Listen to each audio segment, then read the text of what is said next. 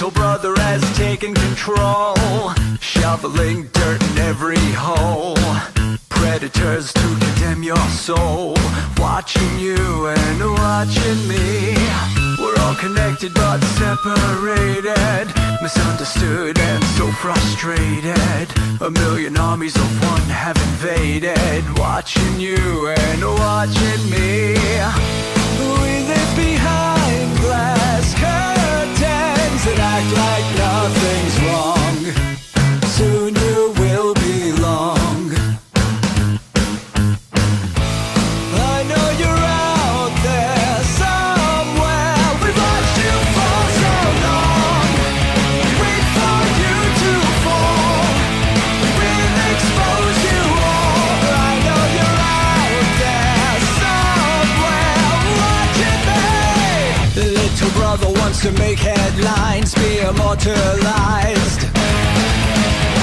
Everyone's got an electric eye, we're the digital spies. They've watched you for so long. I know you're out there somewhere watching me.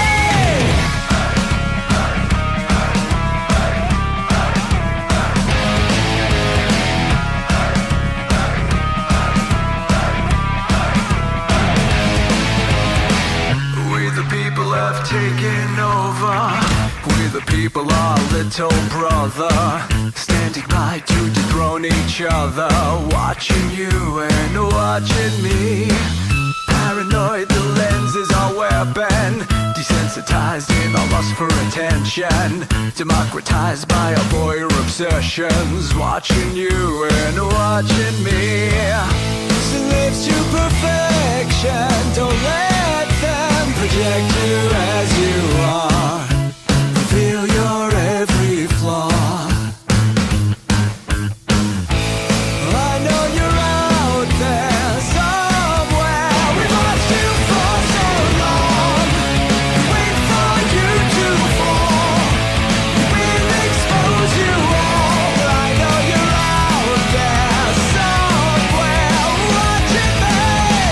Little brother wants to make headlines, be immortalized. Everyone's got an electric eye, we're the digital spies. They've watched you for so long. I know you're out there somewhere watching me.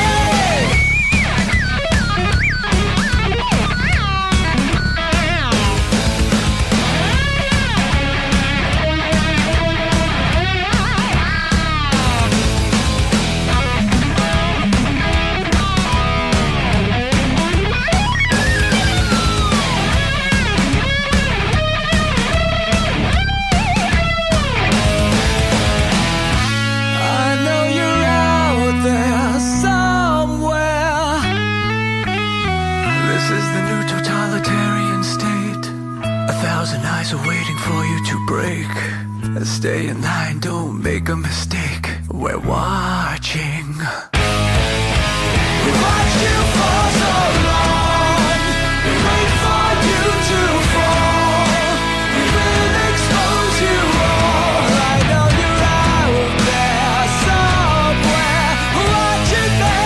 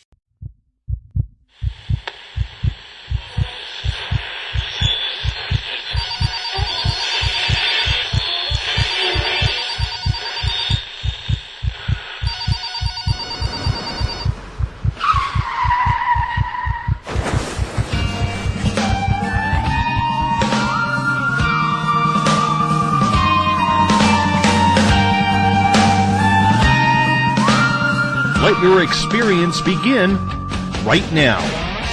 From high atop the mountains of British Columbia to you listening around the world, this is Spaced Out Radio.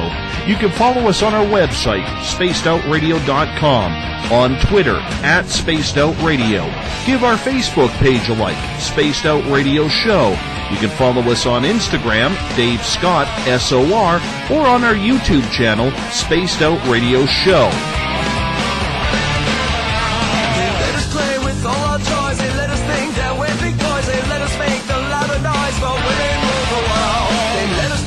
Superman, that we're the only ones who can be strong, but we break on command, 'cause women rule the world. Buckle up, space travelers. It's time to go for a ride as we are live on Spaced Out Radio.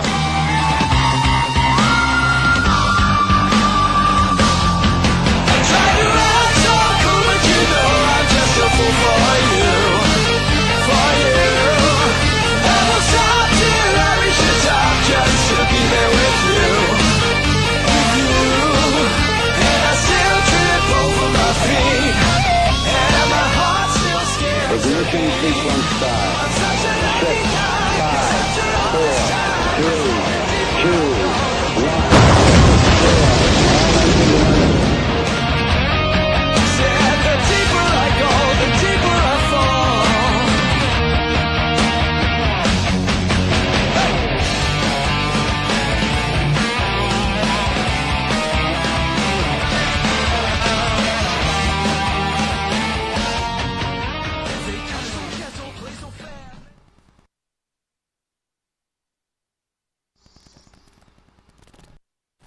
Good evening and welcome to Spaced Out Radio tonight. I am your host, Dave Scott, and thank you so much for listening in on the spacedoutradio.com, on Spreaker, and on Revolution Radio as we welcome you to tonight's show as we broadcast out of Uncle Jimbo's cabin in the Great White North, live on this Wednesday night, early Thursday morning if you're on the East Coast.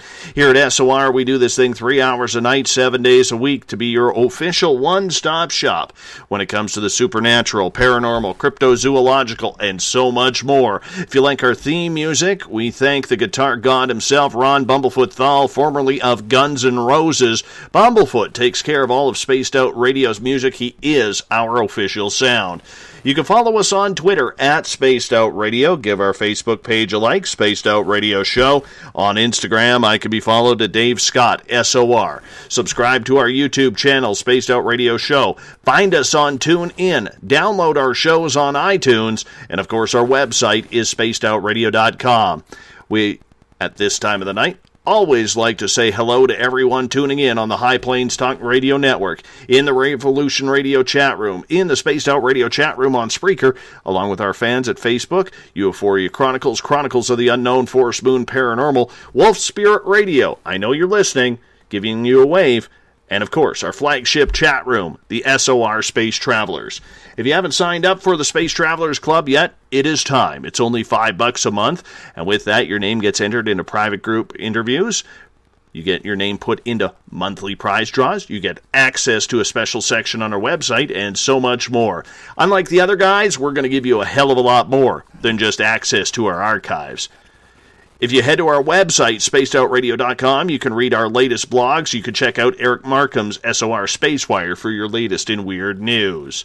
Tonight's show is brought to you by Riviolette Reiki and Readings, providing healings in person or at a distance. PurplePlates.com, helping heal your body, mind, and soul. The New Agora newspaper is the official paper of this show, and the iTunes app Spirit Story Box. It's the official ghost hunting app of this show. Remember, if you're a listener of Revolution Radio, it is the largest non-profit online radio show going. Take the time to visit freedomslips.com and donate today. The second Wednesday of the month means we here at Spaced Out Radio get all excited and all exuberant because it means it's time for the crypto guru to return to the airwaves. Author Ronald Murphy is probably the most premier source of information when it comes to researching cryptids in the fairy realm. It's his expertise and his professionalism as a researcher that has gained him popularity quickly and credibility within the field of study. That means more books are wanted from the publishers, like his On series, which now can be found on Amazon. His attention to detail, honestly, is second to none, and he grows a great beard as well. Cryptozoology is part history and part legend, and Ron, a.k.a. the Crypto Guru, has perfected that. Tonight, though, we have a special friend of Ron's and a special guest. Young Colin Schneider is making his radio debut for us tonight, so make sure you take it easy on him. He's just 15 years old.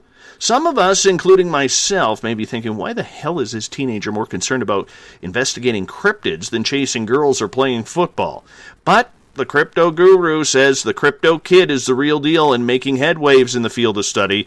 And right now, his interest of all things, cattle mutilations. So let's get on to it right now. We bring in the Crypto Guru, Ronald Murphy, and the Crypto Kid, Colin Schneider. Ron, how are you? I'm good, my friend. How are you? It seems like it's been too long since last we talked. I know, but these months seem to be flying by, man. Like, I was looking at the schedule just the other day, and I'm like, okay, who's on next week? Holy cow, it's already time for the Crypto Guru again. I can't believe how fast this year has gone. So it's good to hear from you, my friend, because I know our audience always gets excited when you are on. Well, that's only because they are by far the best audience on the radio out there today. Well, they are kind of brilliant, and, we want to make sure people like Joe and Bill don't get their heads swollen because they both have very nice sets of hair, So That's right. It's all good. It's all good. Crypto Kid, Colin Schneider, are you liking the term Crypto Kid? Yeah, I love it.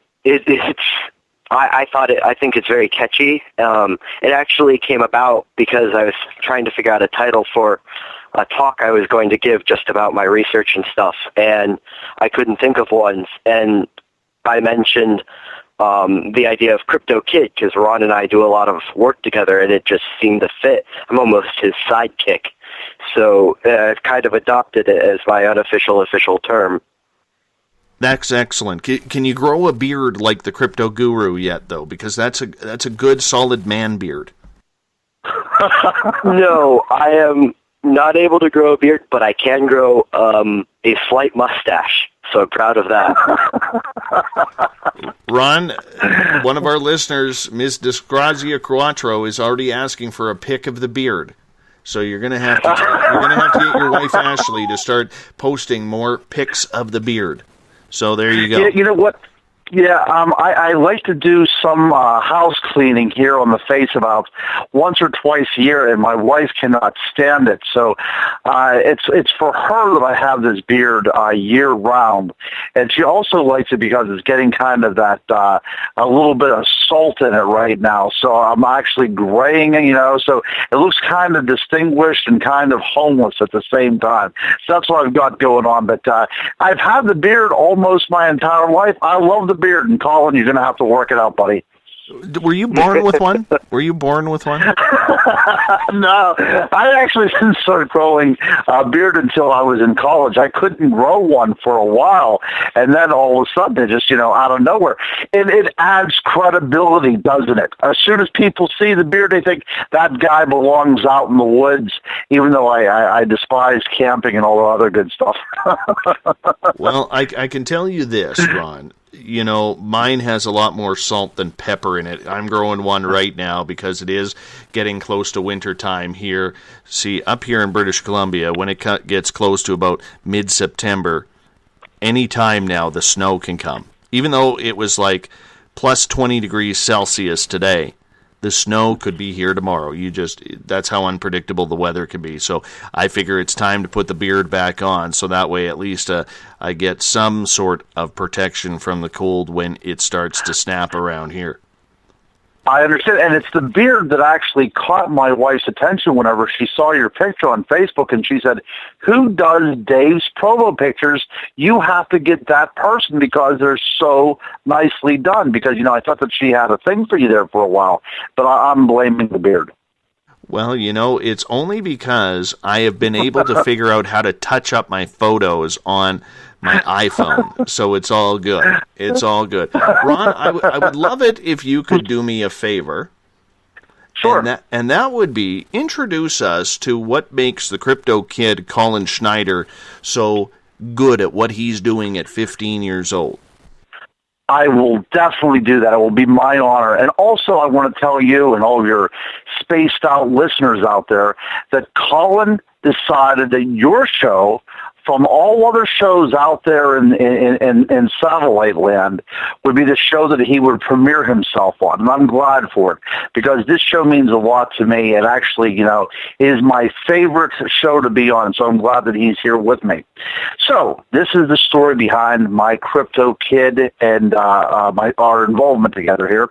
I do a lot of conferences, and I was at a MUFON conference outside of Pittsburgh last year. This has only been probably less than a year ago that we first met, and I get a lot of people coming up to my table and talking to me, and I love to talk to people. And most times, people are coming up to say hello, or they have some sort of passing interest in the subject. But this young guy came up, and he started to use the vernacular of the cryptozoological world. So I knew immediately that the kid knew exactly what he was talking about. But not only what he was talking about, he knew concepts that I was interested in.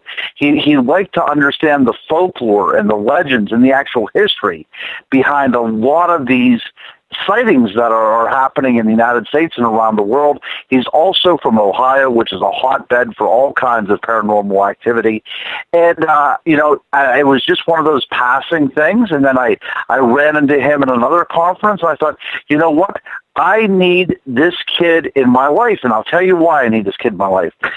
I had thought about giving up the world of conferences and the paranormal. I would still write. I love to write, and I would still explore this fabulous subject of cryptozoology. But I thought that it was getting a little dramatic, and it was difficult to deal with a lot of the personalities. People were becoming very jaded, and they were going through the motions, and nobody really was excited about the field anymore until Colin came along. And then Colin reignited that passion for cryptozoology in me. I see a lot of myself in Colin. He is a fan of this. When we go to conferences, even if I'm speaking, I still like to watch the other speakers, because I am, a fan of this world. I love to hear what people have to say and the research that people are doing. We went to, he actually attended the Creature Weekend out in Ohio back in June with me, and I was the first speaker, and then I sat back with him, and we watched Ron Moorhead and Ken Gerhard speaking, because, we are fans of this subject. And it's just, I see a lot of myself in him, but the reason I wanted to have Colin on here is because I do believe that we'll be hearing so much about him in the next couple of years. I wanted this to be his premier show, so all the Space Out listeners can say, I knew that kid whenever he appeared first on your show.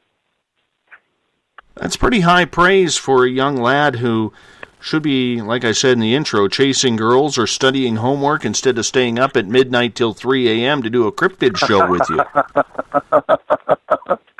Yes, yeah. Well, he's also a very smart guy. That's the other couple of things we have to talk about too. He's a member of Mensa, so the kid's a genius, So he's just not your run-of-the-mill guy. I think that his school will completely understand that Dave Scott comes before homework.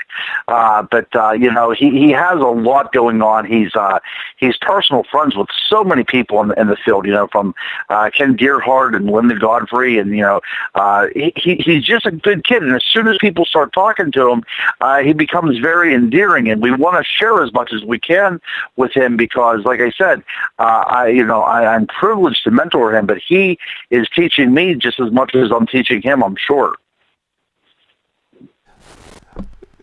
Colin, I want to hear a little bit about your story, and we're going to be talking with you a lot tonight. You're 15 years old, and you want to get into this field, and I'm going to be honest with you, and I'm sure Ron and other people have warned you, it can be an ugly, ugly field. There's some really good people in here, some good, honest people, and then there's some real shysters and arrogant people. Why do you want to take on this challenge? Well, I have always really been interested in cryptozoology, paranormal, UFOs, all that type of stuff. It's just always been something that I've always been interested in. And I first decided that this is something that I really want to get into when I went to Maine, Portland, Maine, and I got to go to the International Cryptozoology Museum, which is very, very cool. Anyone who's in Portland, Maine, you have to go and check it out. It's very, very interesting and very cool. And I want to get into this, and I've been working and getting into this mainly because this is one of my major passions. This is something that I know I will always be interested in no matter what, and I just want to help out in the field as much as I can. I want to find something that makes people get as excited about it as I do and gets as interested in something as I do. And I also want to find something that could legitimately change the world, like finding Bigfoot or proving that UFOs are aliens or something like that. I could find something that could change the world, and that's amazing to me. You're very lucky to have parents who are open and allowing you to do this, because this is a field where even adults and people have been doing this for 50, 60 years are still getting mocked and ridiculed by this. Does that bother you at all, that with this type of research comes that type of ridicule? Have you even thought about that? Yeah, it does bother me because I currently go to a pretty big STEM school, science, technology, engineering, math. It's very science-based. Every kid there is pretty much the science nerd. So there's a lot of skepticism within my friend group with what I'm working on and stuff, but there's also a lot of respect in that I can defend my points. I have at least some evidence to back up that there's a possibility of Bigfoot. So I've run into skepticism, but I've always learned to handle it. And I go to as many conferences as I can, cryptozoology, paranormal, UFO, whatever I go to, as many as I can, so I can meet people and read books and listen to their talks and learn more. And I run into a lot of differing opinions and a lot of people that have such extreme opinions that are so different that one can't work with the other. And there's a lot of conflicting personalities as well, which I think is sort of a problem. But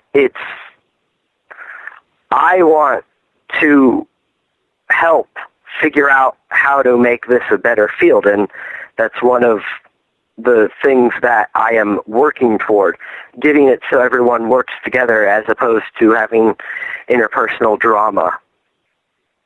Well, the best way to do it then is be rogue, be yourself, and be honest.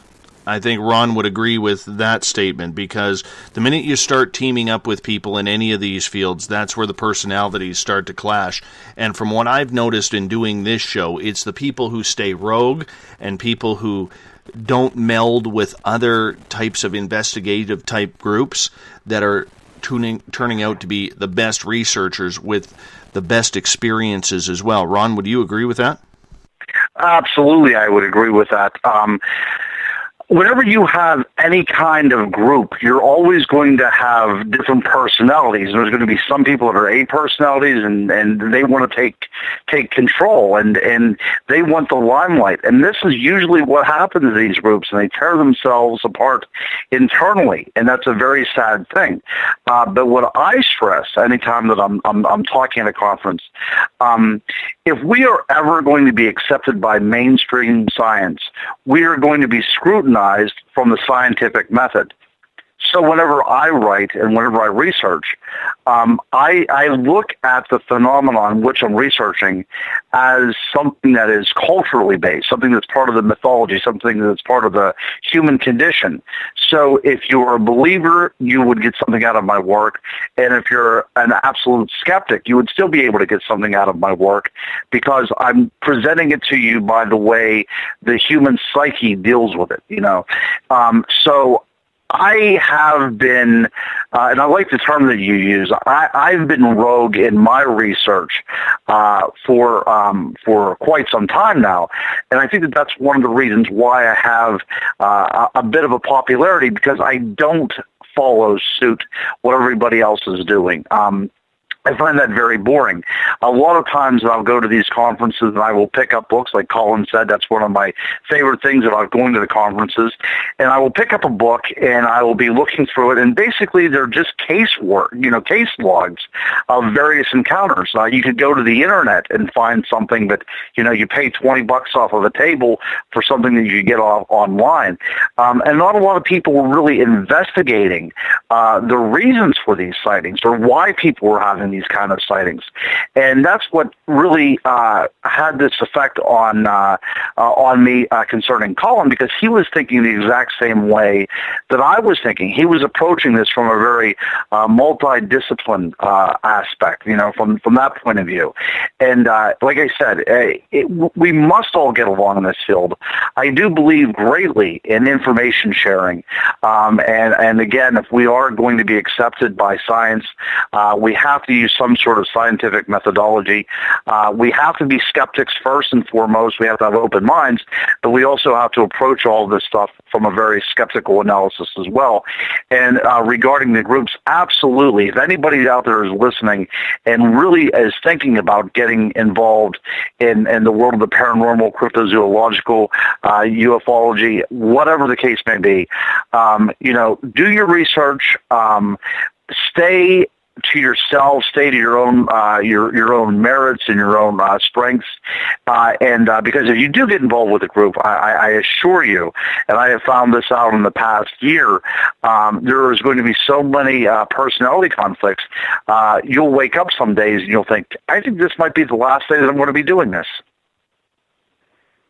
Well, and the thing is, with this field, Ron, the way it is, you've seen it fickle, you've seen the bickering, you've seen the politics that go along with it. Now, someone like Colin, yes, he's maybe got a dabble in it, but he doesn't know how ugly this field can be when it comes to research and ideas, and when people get their opinions going, that's all they believe, and there's no straying from that. Do you almost feel like a father-type figure to him to try and protect him in regards to, I don't want to say who to talk to and who not to, because everybody's got to find that out on their own, but do you feel that you have to mentor him in a proper way so that way he gets to learn from proper research rather than, say, getting involved with the drama? Well, yeah, that's an excellent question. That's basically the way I do view this relationship that we have thus far. Now, I will tell you this. His father is a very, very good person. His father actually has a great love for the paranormal as well. So that's one of the reasons why he allows Colin to go out and do all this kind of exploration. So his father is very similar to the way my mother was. If there was any kind of if there was any kind of sightings, it was up to us to go investigate it. So she would load my brother and I up in the car, and we would go on the back roads looking for Bigfoot. So my mother was very, very similar to the way his father is. They would give us a very long leash and let us explore the world around us. And I have that imagination in me to this very day. And that's something that I would never want to lose, and that's something that I instill in my own children. But I want to teach him through my example. I'm always a very gregarious person.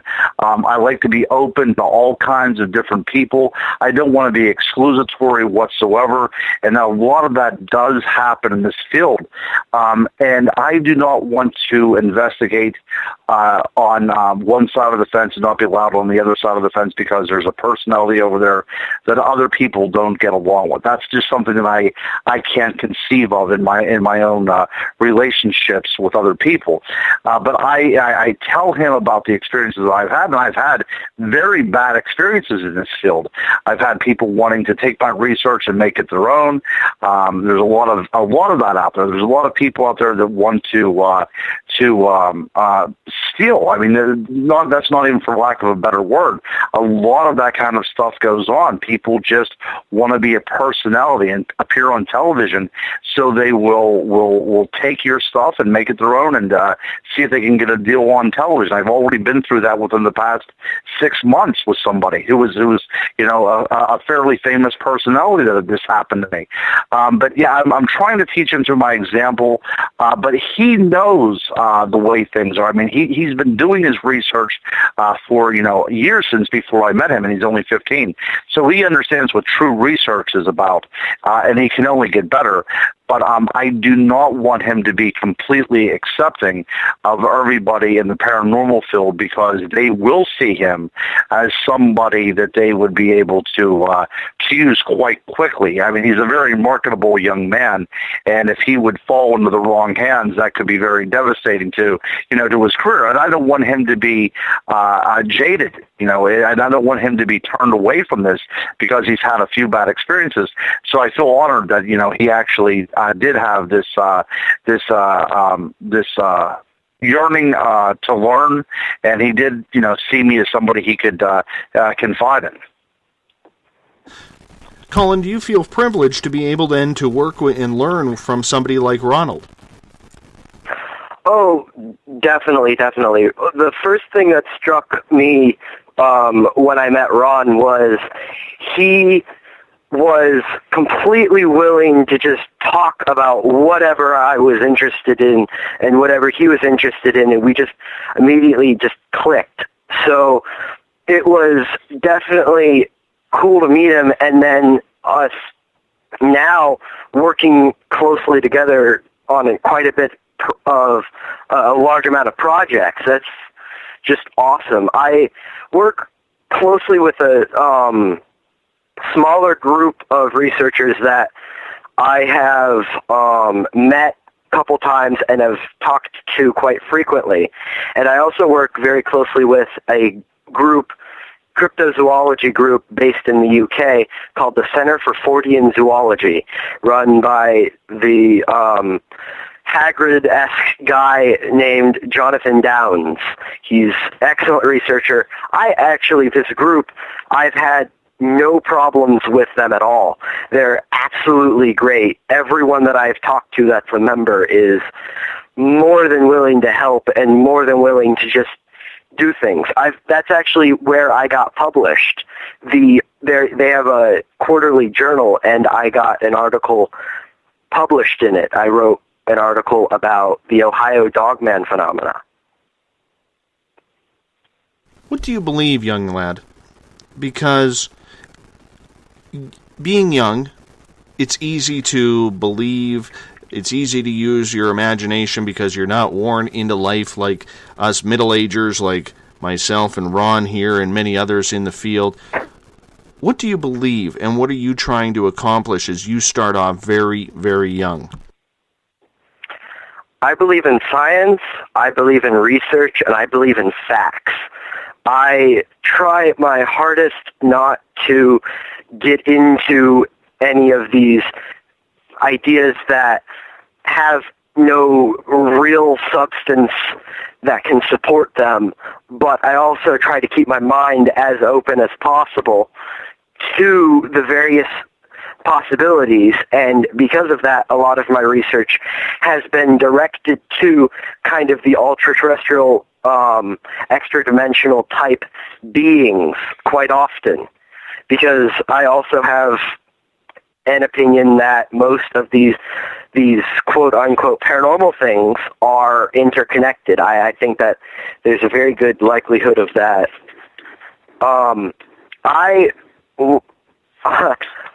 What do I want to achieve? That's a difficult question to answer. Right now, I'd just be happy to get the 2 books I'm working on published and have a couple more articles published under my belt. So in the long run, I'm not quite sure. I want to find something. I'm not quite sure what that something is. And I also would absolutely love to kind of unify the field a bit more, because it kind of just seems like everyone's running around doing their own stuff and there's no real organization there, and I'd love to have some. Well, you know what? I wish you the best on that, and I think a lot of people need that in this field, because there is just way too much going on when it comes to stories and everything. The only advice that I will give you as we move on topics after this is that keep an open mind. You know, as I say on this show, we believe everybody on this show because we have never stood in their shoes. We have never listened to their stories. We have never seen what they have seen or felt what they have felt. So my advice to you coming from a radio side is believe everything and whittle it down from there, because in the end you will be better off for it, and you may find the conclusion that you need by listening. So keep that hard work up. Ron, we're going to bring you back in here for a second, because one of the things that Colin stated, and it's been a very fickle term and a very sensitive term on my end recently on this show, and that was the word science.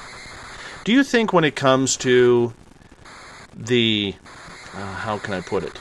When it comes to the science, quote, end quote, of it all, that too many people in this field, whether they are investigating faeries or cryptids or Goblin universe or whatever it is, are too quick to throw the science tab on everything with their research? I truly think that is the case. If you would just look at things from a very scientific point of view, to the point that you take out all kind of passion from it, then the world becomes very boring. And it's a world of numbers at that point, and a world of equations. So the way I view science is that if you do have a hypothesis about something, let's see how science could fit into it. And when we talk about, interdimensionality and things of that nature, science does play a part. We talk about things like black matter, and we talk things about, wormholes and quantum physics and the idea of multiple realities and multiple dimensions. This is something that science would actually, give us credence to, but whenever we're talking about measurable data of phenomena that we cannot simply understand, then the use of exact sciences really doesn't come into play then, does it? Because then you become such a skeptic that any other kind of research is thrown out the window. Now, you did give some good advice there to Colin whenever you said about keeping an open mind and listening to what everybody has to say. Oh, that is absolutely the case. I have spoken with individuals who believe that Bigfoot is a terrestrial animal, and if they get any kind of reports involving something that seems something of high strangeness, something that is not fitting into their schema of what this creature is, they just simply ignore the data. See, that's not good science at that point. So whenever I use the term science, it is something that you have to take note. There is a methodology there, to see if these kind of things can be repeated. And you also, like you said, have to keep an open mind, listen to what people have to say, because another part of science is changing your outlook on the world. The more you learn, the more you adapt to what you're studying. So whenever I use the word science, that's basically what I'm trying to say, is to see how much we can use of science to explain what we're observing, and if science isn't the complete answer or cannot completely solve the problem, then we do have to keep an open mind and look beyond the realm of cold, hard facts. And so whenever you're dealing with, one of my favorite subjects in the goblin realm, numbers and binary, reasoning simply does not work there. The rules simply do not apply in the Goblin universe. But that does not mean you have to throw out all aspects of science, because you still have to have observational skills, and you still have to have calculations, and you do still have to have research methods. I guess the reason why I'm on a little bit of a tear with it lately is because it seems like whether it's ghost hunters or whether it's cryptid people, it's almost like when they throw out that word, they are, justifying their actions of what they do or don't do in the field. And I think the term is used way too loosely, and I'm not a fan of that. When I think science, I think of hypothesis, reasoning, purpose, procedure, right? It's not, well, we're going to go collect evidence, and then we're going to gather our evidence, and then we're going to store our evidence, and then if something similar comes up, then we'll go back to that evidence. You're not solving anything. You're That's just right. not. Amen, brother. I agree 100%.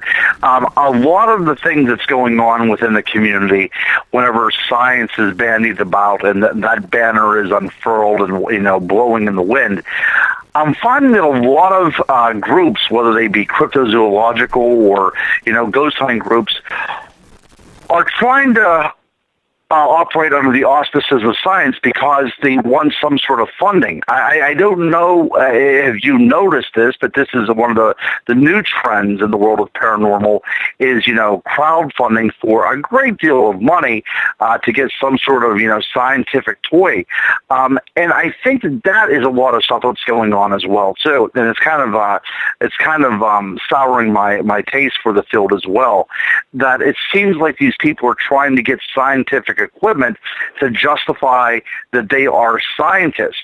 But again, like you had said, it's okay to use scientific methods, but at the end of the day, if we are out in the woods looking for something that that we have no idea what it is, like a Bigfoot or like a Mothman or what have you, then we, at the end of the day, are not scientists. I mean, we can approach it with scientific reasoning, but at the end of the day, we are folklorists and we are legend seekers and we are hunters of the unknown.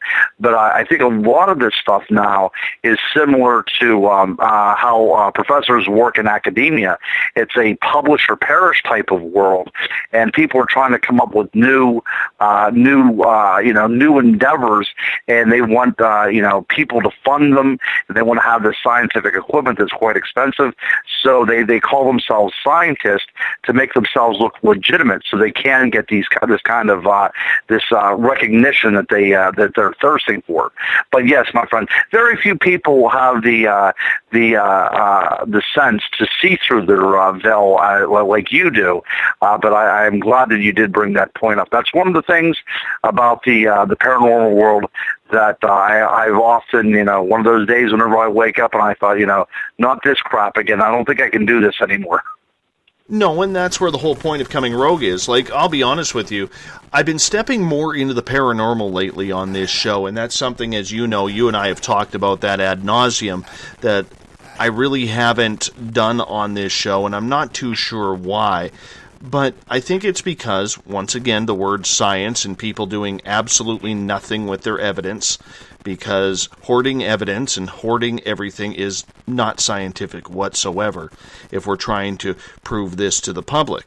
But in the end, I guess the question I want to ask you, and then we'll get Colin's opinion on this, is do you think when you hear a group or you hear a team come out and say, we're doing scientific research, we're doing scientific studies, we're putting together a scientific method, and then you have the mainstream public who isn't buying any of this whatsoever. Maybe they're starting to, but for the most part, they still roll their eyes when they hear about a Bigfoot story or a dogman sighting or an extraterrestrial or cattle mutilations or anything of the sort. And then they hear, well, you have no background in science. You're not a scientist. You didn't go to school for science. You didn't do anything scientific whatsoever. So where do you get off calling yourself a pseudo-scientist? Yes, and I wish you were with me because I did a conference over the summer, and a mother came up to me with her young daughter. Her daughter was probably only about 10 or 11 years old, and she said, "My daughter loves to watch these shows on television, and she wants to become a crypto whatever." She didn't know the word, and she wants to be one of these crypto thingies. What is your recommendation on how to do this? And I told her that definitely go to college. Plan on going to college, do well in high school, go to college, study some sort of biology, or study world literature, or have some sort of working knowledge on how we as human beings perceive the world around us. And then at that point, if you want to become a cryptozoologist, you can apply all of your knowledge to the field. But people, like you said, that there's people out there in this field that are dropped out of school in 8th grade, and they're going around declaring themselves paranormal scientists with all the gear and everything. I see this at conferences all the time, and most people who are on the other side of the table, the speakers and that, these people are ridiculed. We're making fun of these people. These people are source of derision. This makes our field look horrible. But for the general public that is walking around, they just see these people lumped together with the other presenters, and it does not do well with the perception that we have to the mainstream. And this is why we're being mocked. There's a lot of really serious people out there that take this stuff very passionately, and I do not want to be mocked or ridiculed because I'm approaching this from a completely different angle than these other people are that are making a mockery of it. Colin, does any of this push you away, push you off when you hear the topics that people are technically debating in the scientific field? No, not really. See, I don't quite think that any of these fields are technically science. I think that they aren't pseudoscience either. I think that they're somewhere in between, because the scientific method is not necessarily able to be applied in these type of fields, but there is legitimate information able to be found out through researching and investigating these fields. So they're not really pseudoscience or science. They're kind of in between. And because of that, it requires science. One of the things that I do want to bring up is that one of the great things about this field is that so many people that are well-known, well-respected within the field, Nick Redfern, Ken Gerhard, don't have... Well, Ken works as a volunteer zoologist, but as far as I know, I don't think he has a college background with zoology or any related thing that would be useful, but he is one of the most respected cryptozoologists on the planet. So you don't necessarily need a scientific background. You just need to be able to go about your research with an open mind and accept the possibility of various explanations. You need to look at the whole picture. Now, I think that the scientific backgrounds is very important to have, and I'm planning on going to college for anthropology and zoology, a double major there, which would be extremely useful in the field. So I think it's very important for people to have, but I don't think it's necessary. Purely because, for example, I'm in this. I have been published. I'm working on 2 books. I have a lot of papers that I've collected and wrote and put together.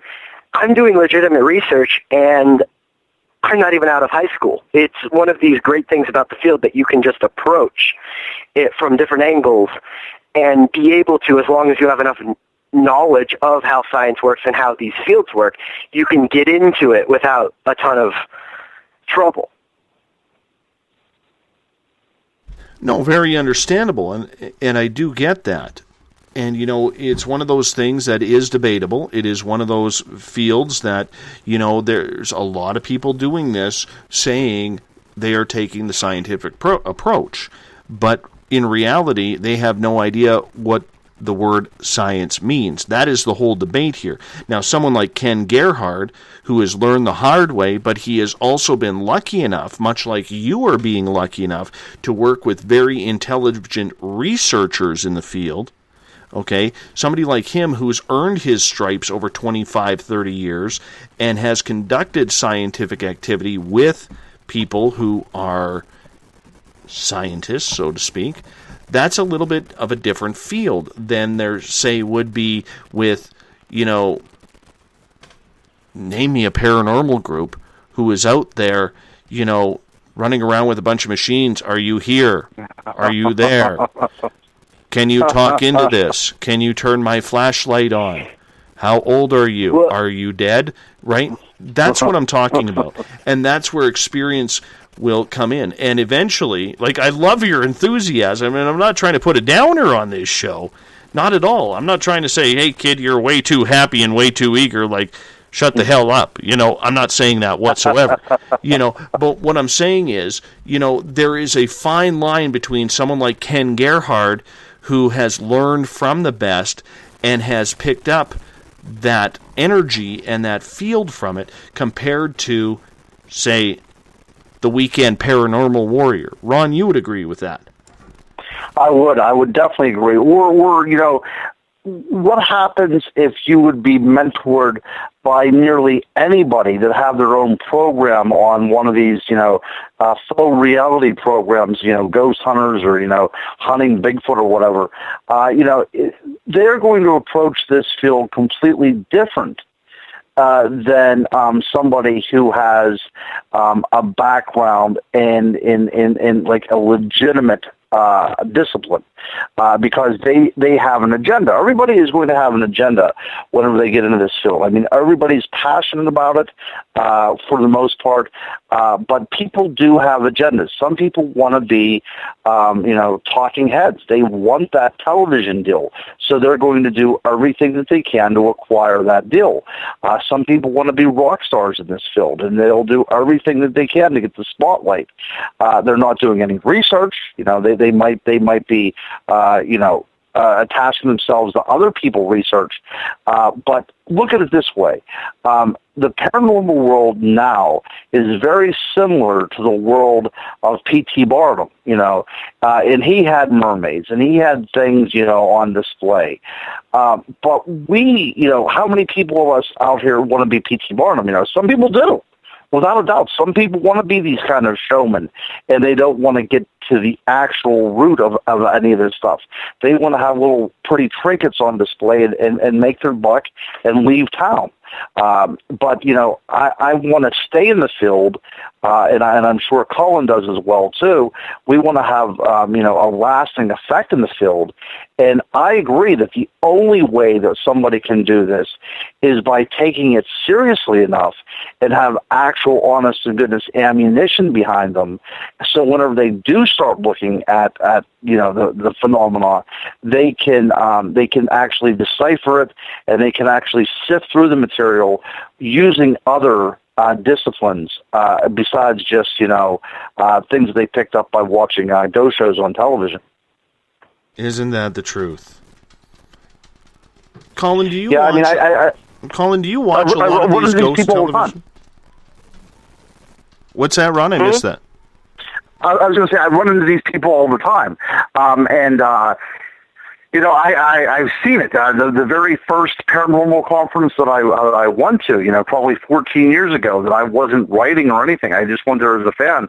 And I was so turned off by it, I didn't go back to another conference for about 2 or 3 years, because I saw all these people that were just basically posing. That they saw how the other people were doing it, So you would see them showing up, with their hunting boots on and their knives while they were inside, and they looked like they just stepped off the Serengeti, and they were branding themselves as these people that were constantly in the field hunting some sort of mythological character, because that's the way that they thought they had to appear. And that's not taking themselves seriously. That's them imitating other people. That's them imitating Marlon Perkins instead of getting to the actual honest to goodness cause of these things. Don't look like you're out there hunting it 24/7 because you're not finding anything. I got news for these guys. You're not finding anything. I don't care what kind of clothes you have on. Hit the books rather than hitting the Banana Republic.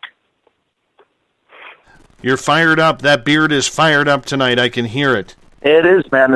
I'm very passionate about this. I've put a lot of work, a lot of education. I still owe like $62,000 on my student loans because I wanted to have the kind of background that would allow me to approach this subject very, very seriously. From an academic point of view. Like I said, I write, to appeal to the believer and the unbeliever both. But, for goodness sake, there's these people out there that have been on one television show, and they think that they are the best in the business, and they put themselves out there in that way. Just recently, somebody asked me if I would give an hour talk before they would do a ghost hunt at a local establishment in a town near where I live. They asked me if I would do an hour talk, and then if I would kindly get out of their way so the professionals could go to work. I kid you not. And I was so dumbfounded by somebody making one of these statements that, that I would definitely not work with any of these people. This is the kind of personalities that are out there. They think that they've got themselves a $300 little handheld thing that measures, EMF readings, and they have a tape recorder so they can record disembodied voices. These people, I look at them, from a very, they sicken me. Yeah, they truly do. These people have no business being in the paranormal field and walking around calling themselves experts, because at the end of the day, nobody is an expert. We're all trying to get to the bottom of this great mystery of life, and nobody knows what we're talking about. We're all trying to figure this out together. So whenever people are out there calling themselves experts, always look at those people with a very weary eye.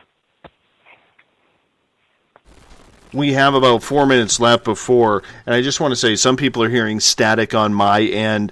I'm thinking my microphone cable may be kaput.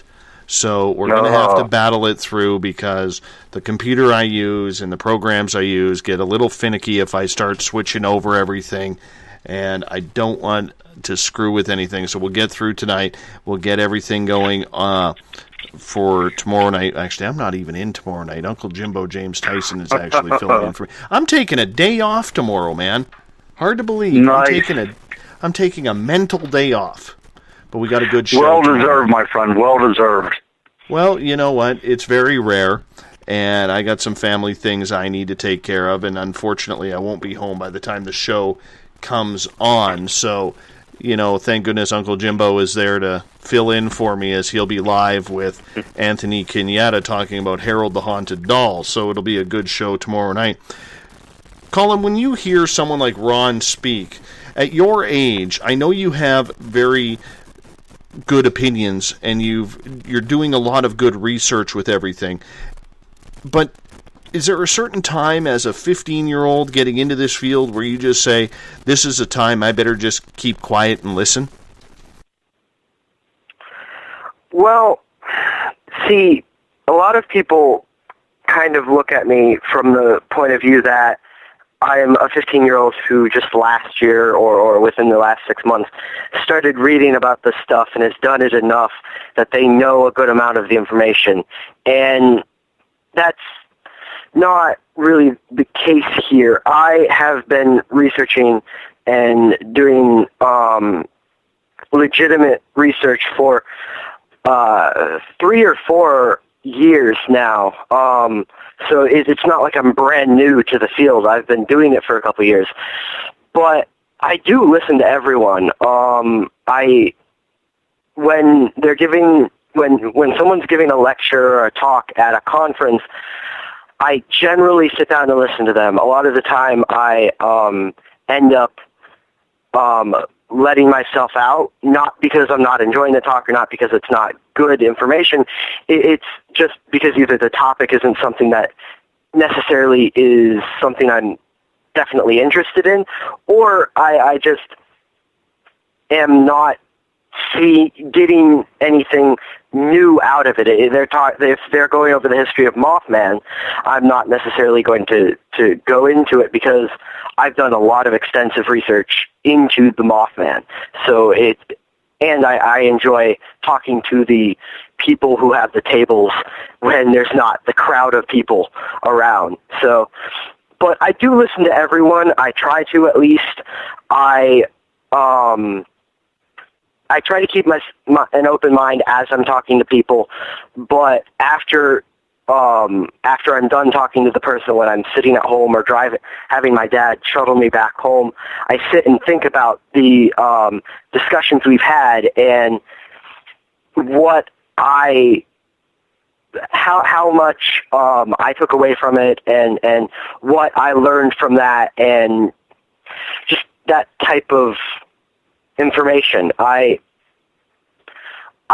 love conferences, not necessarily just for the talks, but I like going and meeting the people because it's a different thing than watching someone on television or hearing them on a podcast than actually meeting them in person and discussing a certain case or discussing an idea. That's very different, and you get to hear things that they don't necessarily display on podcasts or books or their articles. You get a different view of the person, and if anyone would ever see me at a conference, I'm constantly wandering around, looking at things, talking to people, even if I've made the rounds through the entire tables all the time. All right, I'm looking at everything and learning. Kiddo, I'm going to cut you off right there because we have to head on out. We're going to hit to our first commercial break of the night. The crypto guru, Ronald Murphy, comes on the second Wednesday of every month, and we're joined by the crypto kid, Colin Schneider, both from Ronald and Colin, coming up right after this on Spaced Out Radio. We'll be right back. Looking for news beyond the mainstream news? Head to spacedoutradio.com and check out the SOR Spacewire. This is Spaced Out Radio's Eric Markham, news director for the SOR Spacewire. Daily, I will bring you intriguing stories and outlandish reports from what's going on around the world. UFO sightings, paranormal activity, conspiracies, alternative health, and so much more. And if you have news, email me at news@spacedoutradio.com. Hi there, I'm Butch Witkowski, lead investigator with U4COP. On the final Monday of every month, you can listen to me and host Dave Scott on Spaced Out Radio's Strange Days. We're going to get to the heart of the matter when it comes to what's happening out there. People are seeing and experiencing things from ET contact to Bigfoot, and I want to hear about it. Your experiences are what we investigators need to help solve these unknown mysteries. So tune in at spacedoutradio.com.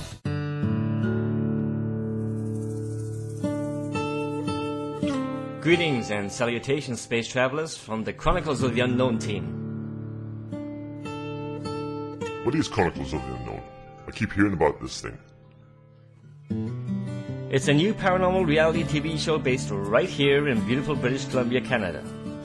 Follow our team as we uncover claims of activity on the Caribou Gold Rush Trail. You can also follow us here every third Monday, where 2 members of our team will be available to answer your questions. Have you ever wondered about those weird and strange creatures people have reported throughout history? Do you wonder if those stories are real? Me too, and that's why I started Cryptopia.us. Hey, this is Rob Morphy, crypto historian. Join me once a month on Spaced Out Radio with Dave Scott, where we will get into the odd and bizarre reports, from the Dover demon to hairy hominids and everything in between. I will break down what people like you and me are seeing at spacedoutradio.com. Visit purpleplates.com today. For over 40 years, the Purple Energy Plates have been delivering amazing results for their many customers. Inspired by the great genius Nikola Tesla, the harmony, healing, and energetic effects of the plates have proven over and over to be beneficial and often miraculous to thousands of customers. With their money-back guarantee and the many benefits, how can you afford not to get one? Check their site for daily specials and choose from their many energy products. You won't be sorry. Visit them today at purpleplates.com for mind, body, and spirit, and expect a miracle. Strange creatures lurking in the night, the sounds of wood knocking in the forest, odd happenings right out of a fictional world. These are the reports I love. Hi there, this is author Ronald Murphy, and I would love it if you join me and Spaced Out Radio host Dave Scott the second Wednesday of every month on our journey into the unknown land of cryptozoology at spacedoutradio.com. From Mothman to Frogman and everything in between. Hey, they don't call me the crypto guru for nothing. Are you interested in advertising on Spaced Out Radio? Head to our website at spacedoutradio.com and click on our advertising tab. There, you will find an assortment of ways you can get your product out there with us, from radio commercials to banners and social media. Have a product you like our hosts to endorse? We can do that too. Visit spacedoutradio.com for more details. From British Columbia to Northern California, Pacific North Weird has Cascadia covered. Check out our feature videos at spacedoutradio.com, where I, Vincent Zunza, and my super sleuth partner Alexandra Sullivan track down the weird and strange stories from around the Pacific Northwest. From Bigfoot to Mel's Hole and everything in between. This is what makes life exciting. So why report the normal when we can report the Pacific North Weird right here at spacedoutradio.com. Oh, there's only one way to rock. Loud and proud. In high definition.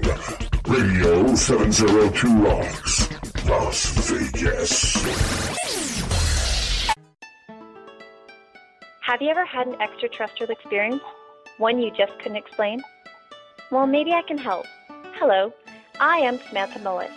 On the second Tuesday of each month, I will join Dave Scott on Spaced Out Radio to bring a human aspect to ET contact.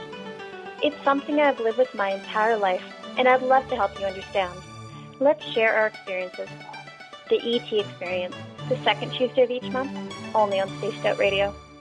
Hi there, this is Jolene with Rivulet Reiki and Readings, and I want you to relax. Let me help you chill out and get in touch with your body, mind, and soul.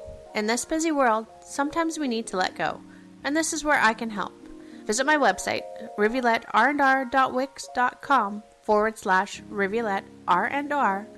Every Saturday and Sunday night, as Dave Scott wanders aimlessly in the wilderness, you can come hang out with me, James Tyson, in Spaced Out Weekend. Starting at 9 p.m. Pacific, midnight Eastern, I'll take you along as we talk with some of the best experts in their fields. SpacedOutRadio.com is the place to find us. So sit down, relax, put your feet up. Enjoy the topics like the paranormal, supernatural, intuitiveness, and so much more. Hope to see you there. Hi there, this is your psychic medium, Joanna, and I would love it if you would join us every other Sunday on Spaced Out Weekend. With host James Tyson, we'll bring you personal psychic messages on two mediums and a large. Questions about love, life, career changes. We would love it if you would come and join us live. Call in and listen in for the experience. Allow us to open the doors to your other side. Two mediums and a large, heard only on Spaced Out Weekend at spacedoutradio.com. Would you like to become one of our space travelers? All you have to do is click on the Space Travelers icon at spacedoutradio.com. For only $5 a month, you can get access to some great prizes, as well as private monthly shows, newsletters, and a members-only section on our website. Become a space traveler today.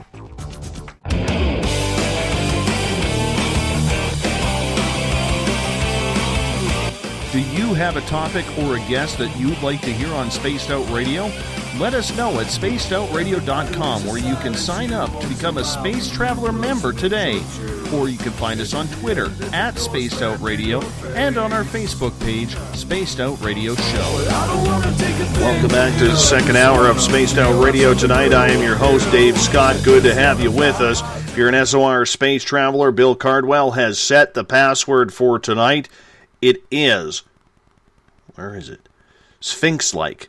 Sphinx-like is your password for tonight. He wants a little bit of hiss in there as well. So Sphinx-like. So we're running with that tonight. What good password from Bill Cardwell. Tomorrow night on the show, I am taking the night off. Uncle Jimbo, James Tyson, will be here live with Spaced Out Radio, as Anthony Kenyatta will be our guest. He will be talking about Harold, the Haunted Doll, and so much more, connecting with the dead as well. It's going to be a great show. If you've never heard Anthony talk about Harold, it is creepy.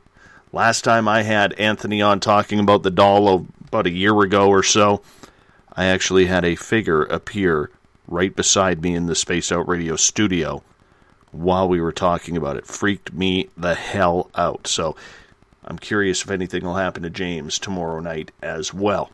Remember, you can follow us on Twitter at Spaced Out Radio. Give our Facebook page a like, Spaced Out Radio Show. On Instagram, I can be followed at Dave Scott, SOR. Subscribe to our YouTube channel, Spaced Out Radio Show. You can tune us in on TuneIn, as well as download our podcasts on iTunes, and our website is spacedoutradio.com. While there, you can join the SOR Space Travelers Club. It equals out to about $5 a month. With that, your name gets put into monthly prize draws. The next prize draw will be the 30th of this month, and we do it the final Friday of every month. You get access to a special section for posting on our website and so much more. We give you a heck of a lot more than just access to our archives. Tonight we are talking with the crypto guru, Ronald Murphy, as he brings in the crypto kid as well, Colin Schneider. Now, Colin is an impressive young lad who's doing a lot of really cool research papers on topics, and he's only 15 years old. I could barely tie my own hockey skates at 15. It's horrible. Gentlemen, welcome back. Hey, thanks. Good to be back, my friend. Absolutely. It's good to have you. Colin, you've been working on the topic of cattle mutilations.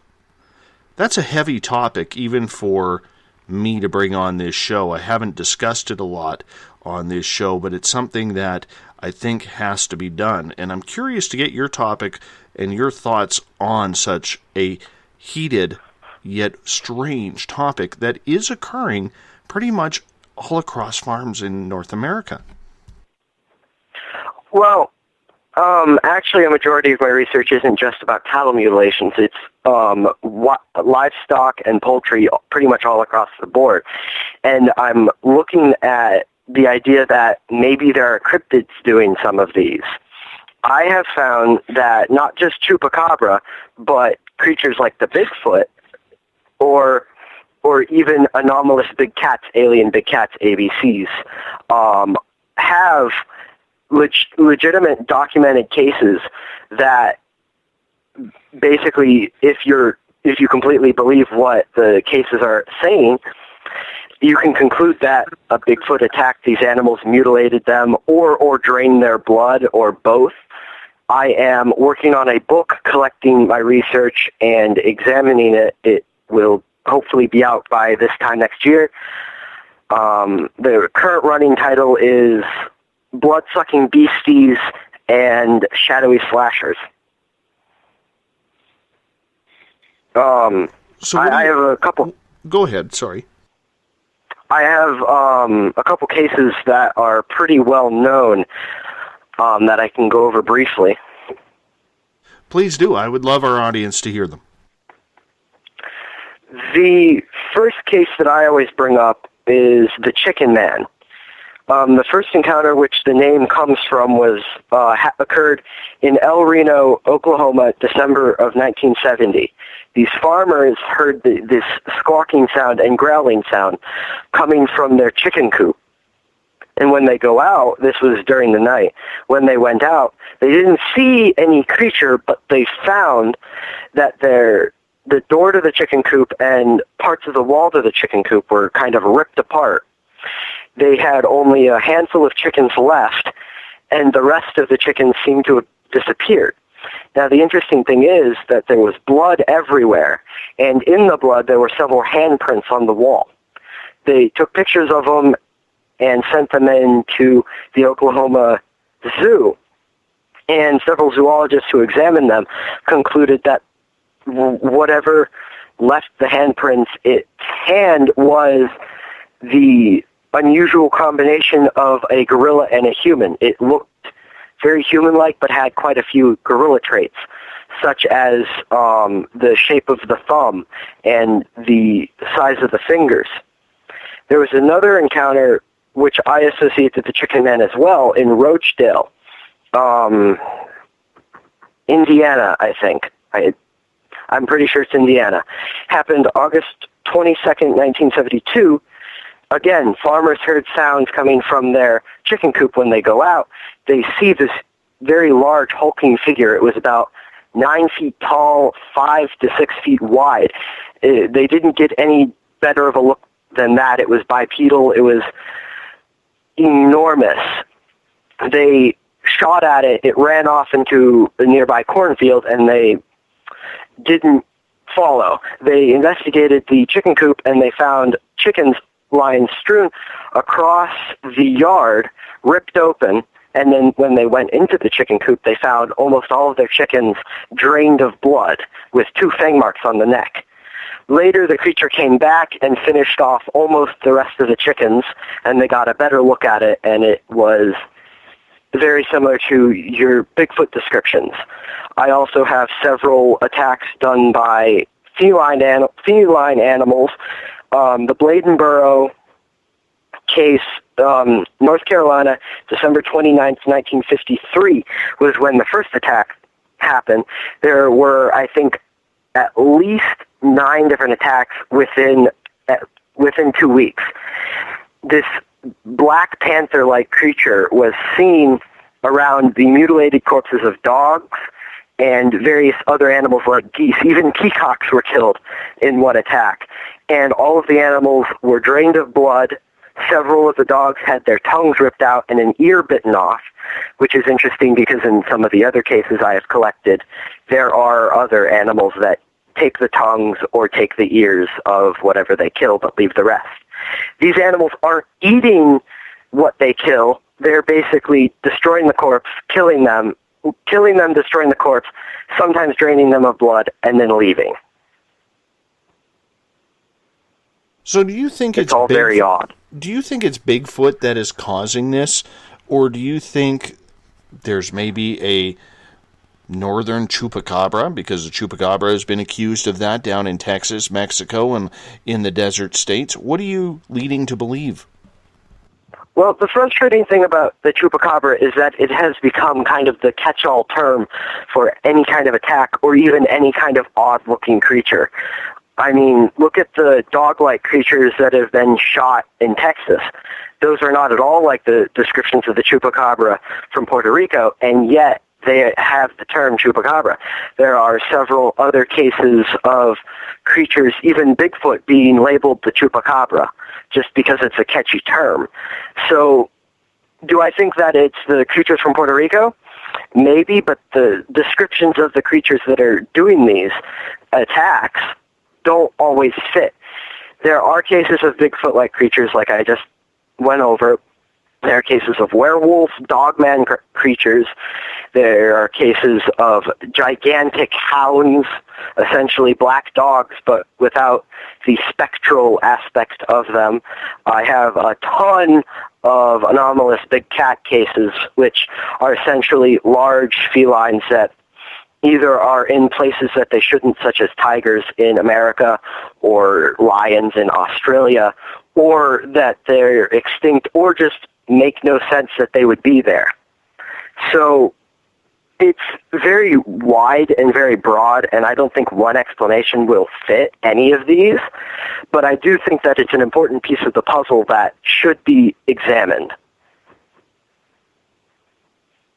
What about the idea that a lot of people believe this is coming from an extraterrestrial source? I'm not saying that all cattle mutilations or all animal mutilations are done by these cryptids. And actually, I think that they are. I think that there are creatures that are doing this, but I also think that there are other explanations, be it aliens or alien/UFOs or whatever. I do think that there's another thing that is doing this, but there are interesting parallels.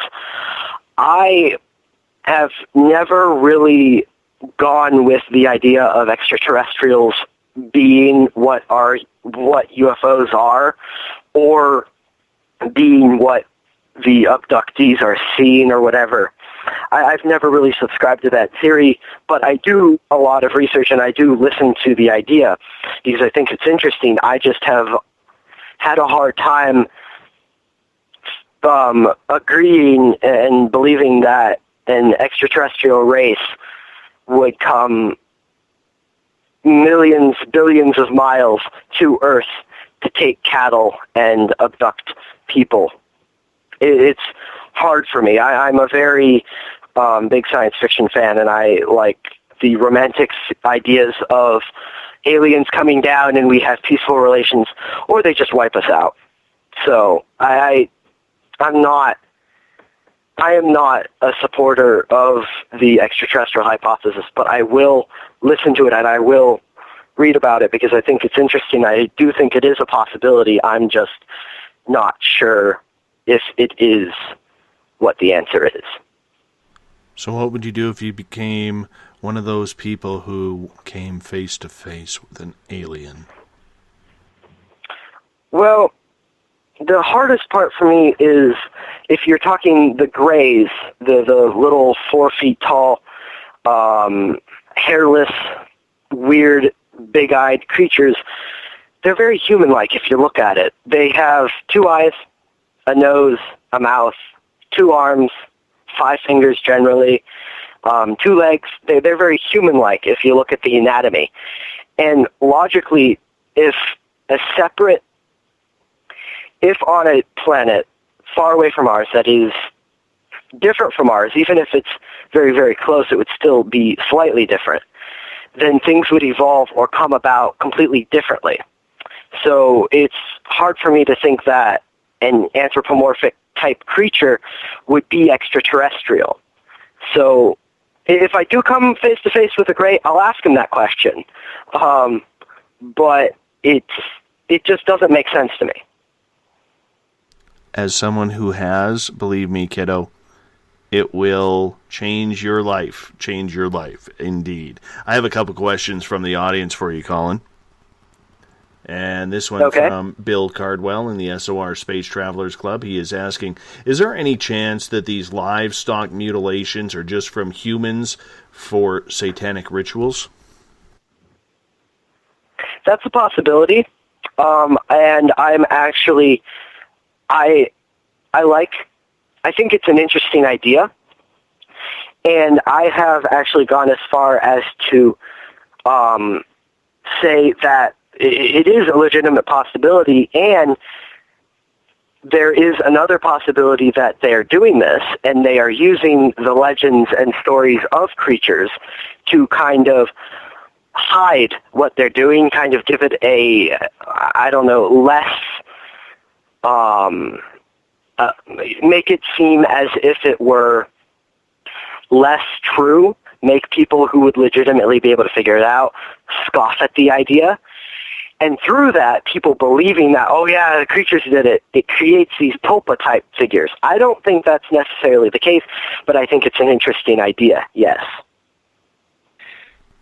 Yeah, there's also the theory that we have to think about, too, that it might be our own government doing this. And whenever you put in the satanic scenario or the idea of some sort of creature doing this, you start creating an environment of misinformation, which our government loves to do. It's very possible that the government is, releasing some sort of military type of agent into an environment, and they are mutilating the cattle to find out what kind of effects it has on certain organs within that animal. I mean, that's very, that's sounds like almost like a conspiracy theory, but it's not beyond the realm of population that our own government is doing this, and they are putting out a propaganda of misinformation, so the American people simply don't know what kind of covert military operations are going on in these vast ranches out west. I understand that, but a lot of the times when we see these cattle mutilations, the holes almost look laser-like, and it doesn't look like teeth marks, and if they are missing body parts, they have been researched and proven that the surgical cuts on those are so clean that it couldn't be made by an animal or even by any knife that humans have. So how do you define that, Colin? Well, that's exactly what I run into. The Bladenborough case that I just explained, there was an autopsy done on one of the dogs, and what they found was exactly what you said, despite the fact that the person who found the dog explicitly said, I saw a black panther standing over it, and as I got closer, it ran off. That was a little ad-libbed, but that was what they saw. So you have to consider that maybe people are seeing these animals possibly because that is what they can comprehend as what is performing these acts. Could be something else, and that sounds very, I don't know, out there. But these are very strange stories that I'm looking at. Ron, what's your theory of the laser theory that this could be extraterrestrial? I have a very open mind in regards to that, but whenever it would come to something so extraordinary, and I have had no firsthand encounters with any kind of aliens, and I'm glad that you actually did not ask me that question, because, even something like a gray that does appear very human-like in appearance, just thinking about these critters standing over my bed gives me the willies, and that's going to be somewhat one of those things that I think about as I pull the covers up over my head tonight. It's very possible that it is an advanced race doing this. However, what I also think about is that if advanced race is doing that, what is the purpose? If they were able to get here through interstellar space travel, they would probably only have to do this one time, and they would get all the kind of DNA, evidence and all the kind of the raw materials that they would need from just one sampling. So the idea of a race having to do this over and over again doesn't make any kind of logical sense. What is the reason why they're doing this? What does make logical sense to me is that the government is using some sort of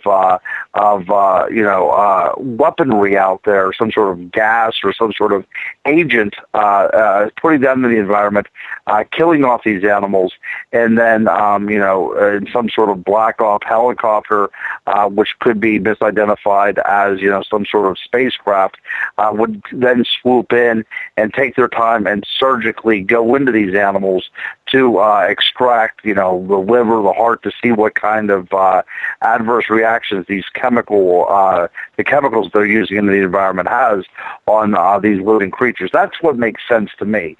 But again, I keep an open mind. But Ron, it doesn't explain the fact that many of these animals that are being found, and they've been found up here in Canada as well, have literally no blood in them. And by the time they are found, okay, even if you take a murdered human body, and I'm unscientific with this anyways, James Tyson could answer this way better than I could, but I'm assuming even if you have a human body, okay, that has been shot and is draining of blood, there's still going to be remnants of blood in there. And in a lot of these animals, in a lot of these cases, all the blood is drained out of the animal. Now, either there is one super sucker of an animal or a predator out there that is feasting on this, or if you combine that with the lasers, it's something completely out of this world. Right. And it does look like these corpses these bodies are taken to another place because there's not even any kind of blood found in the grass or in the landscape around them. So it seems that these bodies are taken someplace else and eviscerated someplace at a different location. So that's a strange thing too. So I truly do not have an explanation for it. But you said it happens, in Canada, it happens in the United States. There's also reports in the UK and the reports in Russia of this kind of stuff happening as well. So it's becoming a bit of a global phenomenon. So if it is something going on out there that is extraterrestrial, then there is a reason why they're doing it. And it wouldn't be purely from a scientific point of view, again, as I said. So, are they trying to find out what effects that their presence is having in the environment?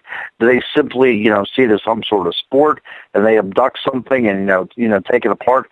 I try to look at reasons why these things are going on and to think that, that they're not spending a lot of their planet's research money in abducting cattle on another planet. I understand that. And, we're always looking for that logical human theory on this. But let's face it, we don't know how much we are being visited by extraterrestrials. And we do not know, and I'm not saying in all cases here.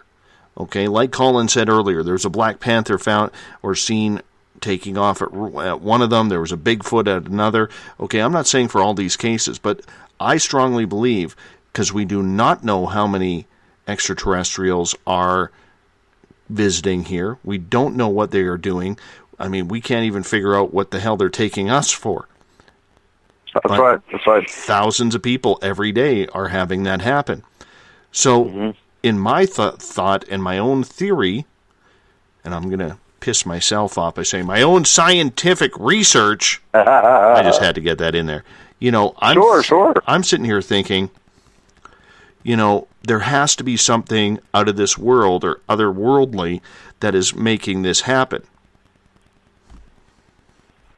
And that's a distinct possibility, and I have been looking into that, and I have been examining cattle mutilation cases associated to UFOs and aliens and their connection with my cryptid attacks, because there's a lot of parallels.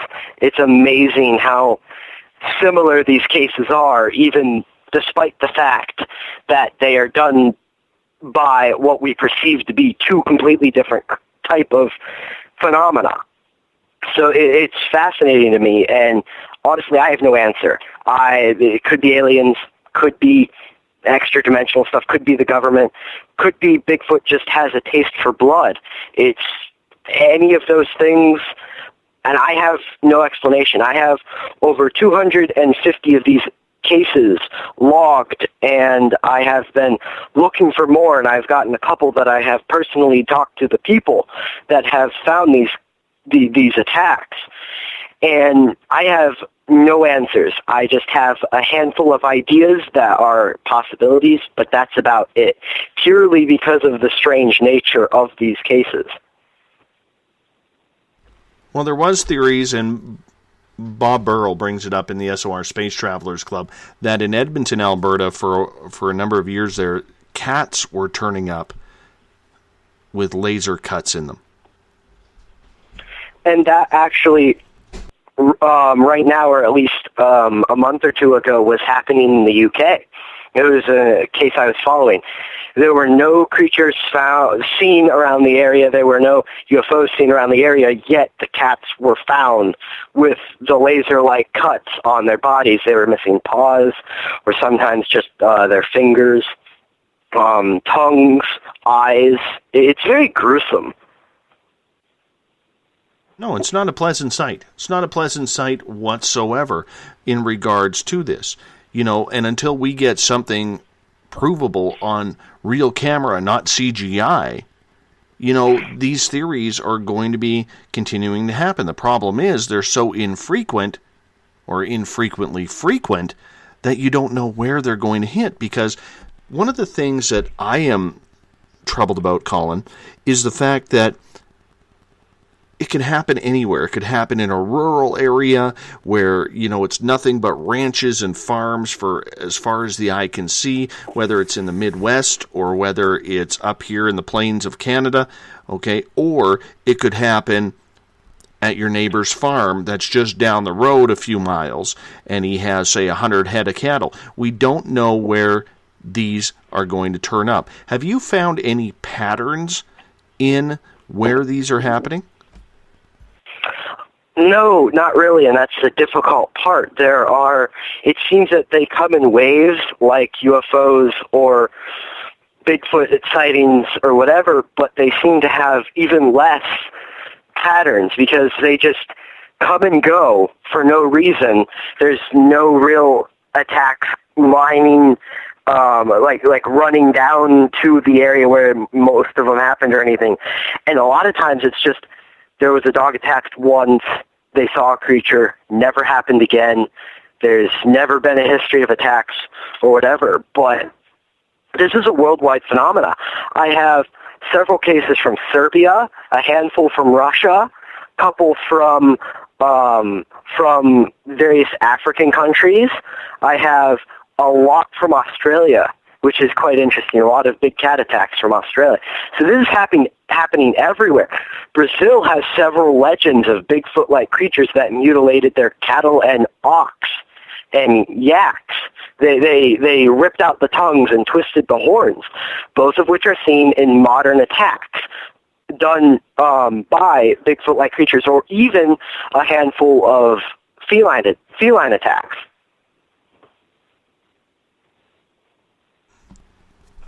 And that's actually Go ahead, Ron. the characteristic of a lot of Yeti attacks. There have been reports of villagers watching a Yeti come down and decimating an entire yak herd, just killing them, or in some cases taking the tongue almost as a trophy. So, I mean, there is, if you look at the world, if there is one pattern out there, it's that these things are happening on a worldwide basis. But it doesn't seem like seasons have any impact or any particular location. Like you said, it could be urban, it could be remote. It doesn't seem like there is really a rhyme or reason. But the only true a uniting factor to this mutilation phenomena is that it is happening around the world. Very understandable. And there was the incident, if you go back to the Dyatlov Pass in Russia, which is a famous story. Yes. I mean, I believe one or two of the hikers that went missing and was killed in that weird and strange event actually had their tongues missing from their body. And yes, we do know, like you just said, that Yeti has been known to take the tongue out of its prey. Sure.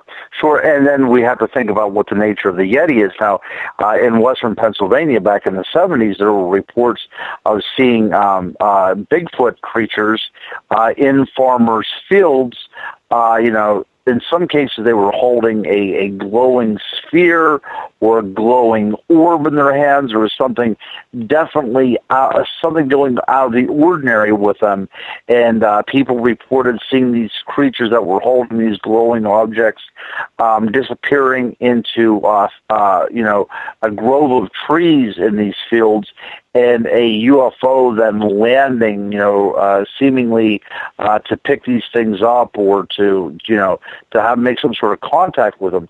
So then we talk about these mutilations in regards to Bigfoot creatures. Then what is the nature of the Bigfoot creature? Are they working in tandem with extraterrestrial intelligences? Are they, some sort of drone for these kind of creatures? See, this is all very intriguing. These are the kind of things that we're trying to get to the bottom of, because, there's so much. Every time you look at a mutilation, there's more and more depth to it. It's like layers of an onion peel. It just adds mystery upon mystery. So let's tie this into Bigfoot then, because for the most part, from the research that I have done in Bigfoot, there is a lot of areas where Sasquatch is said to be more aggressive, in the Everglades in Florida, in the swamps of Louisiana, along Ape Canyon in Washington State. Yet everywhere else, Bigfoot seems to be quite calm, very, very shy, a creature that doesn't want to be, it's almost like a hermit. It doesn't want to be noticed. It doesn't want to be seen. It tries to stay away from people. So could we be dealing then, if we look at the Bigfoot theory, with another area that has a more passive-aggressive type creature? Colin?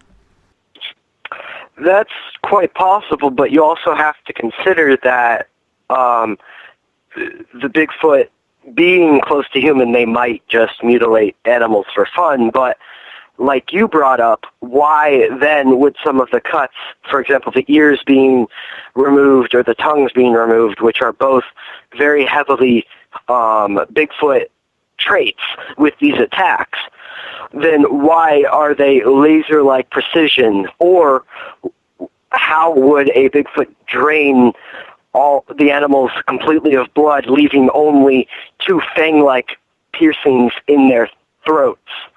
It's very vampire-like with the legends and the stories, but these cases have happened, and it's fascinating. It's possible that it's a regular animal Bigfoot, but it's, at least in my opinion, extremely unlikely. So what do you think Bigfoot is there, kiddo?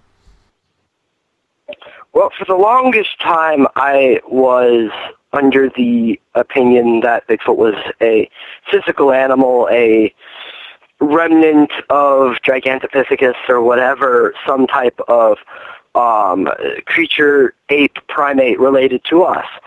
But I met Stan Gordon, who's one of the premier UFO Bigfoot researchers researching into the connection, and then I started to consider the possibility that they're something else. And the more I look into the Bigfoot mystery, the more I have solidified that opinion.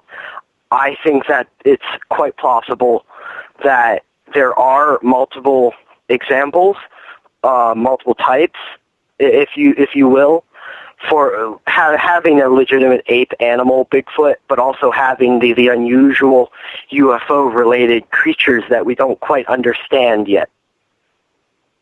Do you think they're interdimensional? Or shapeshifters like First Nations or American Indians will say?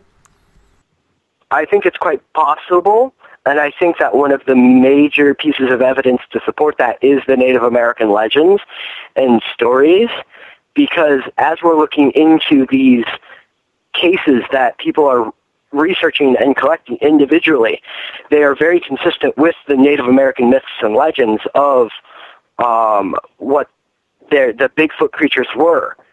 So it's very interesting. I think that's one of the major pieces of evidence to support the idea. I'll tell you why I say that. Is during a few days after my Bigfoot encounter, I actually saw pixelation. Felt that we were being followed, four of us, around my friend's property, and I turned and looked, and I saw pixelation.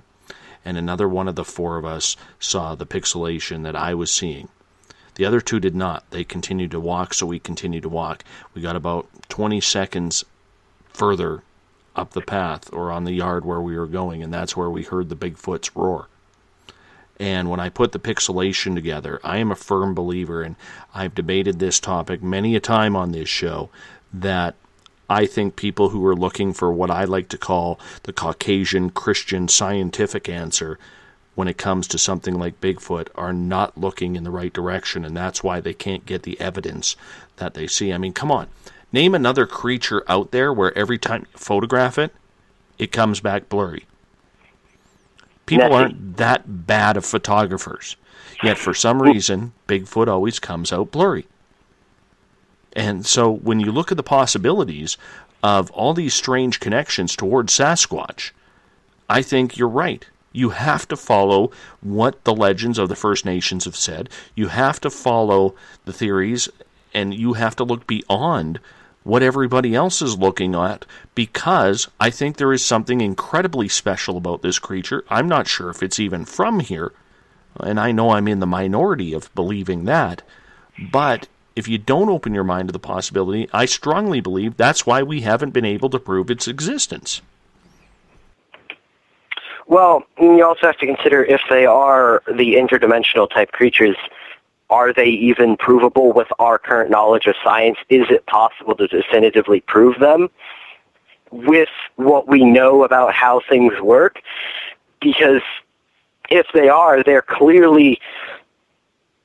They clearly have a lot of aspects to them that we don't completely understand. So that is something to consider as well. Ron, what's your take on that? Do you believe that there is something more to Bigfoot than what people give it credit for?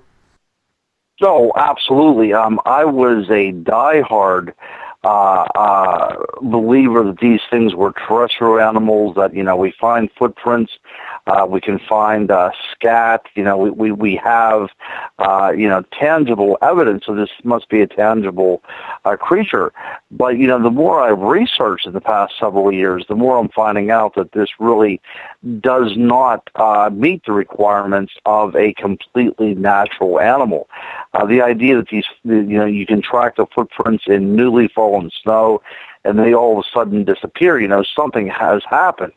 If they have not taken to the trees, which I would think that an 800-pound animal would be a very difficult thing to do. But if they've not taken to the trees, they've either physically taken off, or something has taken them, or that they were able to step into another realm of existence. These creatures do not abide by what we would call the laws of physics. There's too many stories that I've heard about these things pixelating, and that is the word that witnesses tell you. There's no other way to put it. It looks like they are being cloaked. It looks like something out of science fiction. How else are you supposed to explain it in the vernacular of, that makes sense to them? So it looks as if they are trying to be like a chameleon and blending in with the environment.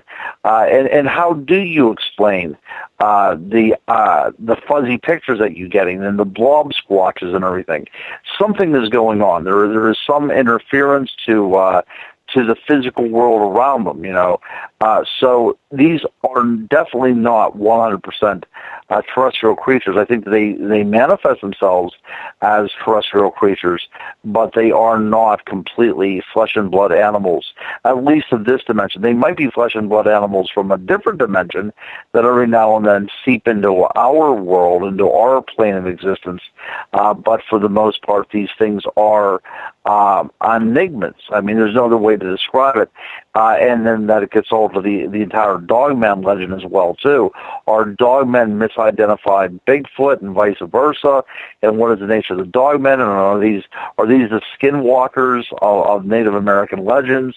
Or, are these the shapeshifters? So, you see how it becomes the waters become very muddy. And this, as investigators, that's what we are trying to sift through and get to the bottom of this. I think that one of the biggest downfalls to the Bigfoot research, as I mentioned before, is the fact that we are looking at this at a strictly humanoid scientific approach rather than looking at the other genre of possibility. Ron, what would it take to open up the minds of these researchers out there who may not believe that there is something a little out of this world or a little magical about Sasquatch? Yeah, and that's a great word, too, magic. And I think that that's the way the modern First Nations people would describe them, because they work in the realm of what we would call magic. I think if you would look at from the shamanic tradition, from the animism tradition, these things seem to be a part of nature, and they can be absorbed into the natural surroundings, and that they seem to be able to operate within that ebb and flow of the environment. Something that we in the 21st century cannot comprehend, but they seem to be so part of the environment that they are able to be absorbed by the environment. So you have to have an open mind. But I have seen researchers almost come to physical blows with one another because one person was from a completely terrestrial point of view and the other one was from a multidimensional point of view. See, people do not want to open up their eyes and consider for a moment somebody else's opinion. And that's never good. Research. And again, like you said, to use the word science, it is not completely, that's not the right term to use for this. But if you are going to say, that there has to be a scientific method in it, then you have to take all kind of witnesses into account. And people are seeing things that do not fit into the laws of physics. People have reported these things on their porches, and they fired a shot at them, and they've disappeared. People were watching them and seeing parts of the body fade in and out of appearance. These things start changing right in front of them and morphing right in front of them. But, I would think that when we talk about the First Nations and the kind of awe that they had of these creatures, that they were, a part of the world around us. And to some extent, more part of the world around us than humans were. Then we do have to look at what their traditions are. And we do have to, step out of the Judeo-Christian mindset and think about the terms of animism and to think about, are these creatures essences of the environment that every now and then manifest themselves as something that appears to be, humanoid. Colin, would you like to comment on Ron's comments? Pretty much. I pretty much shared my opinion with Ron. I pretty much agree with almost everything he said. My only thing I would like to bring up is that while researching this is excellent and we need to look at every aspect, we also need to be looking at it with a healthy dose of skepticism. You mentioned the blurry photos. It could be extremely easy for someone to say, for example, for someone to say, well, that's possibly because when they saw the creature, they were just so excited and the encounter happened for such a short amount of time that when they took the picture, they were moving and everything was moving and it just blurred. So it's good to keep an open mind and it's good to look at every possibility, but it's also extremely good to have a healthy dose of skepticism. Understandable, but if you use the theory of game cameras, there are very few, if any, photos of Bigfoot on a game camera. Now, I have a gentleman out in Florida named Eric Mothman where he has a property in the middle of nowhere. He's got about 50 acres, and it's just swamp and rough area, and there are Bigfoot in there. He has set up 3 game cams in a triangle, because he tried with one, and all he was getting was like white orbs or white smears of light. He tried with 2 to see if he could capture something. Same thing happened. He's tried with 3, still no luck. Now you could say that maybe his sense of smell, Bigfoot being, not Eric's, is extremely powerful to find the technology. But when he puts, say, a bag of apples up there to use as bait right in the middle of the triangle of the game cams, nothing still gets on his film.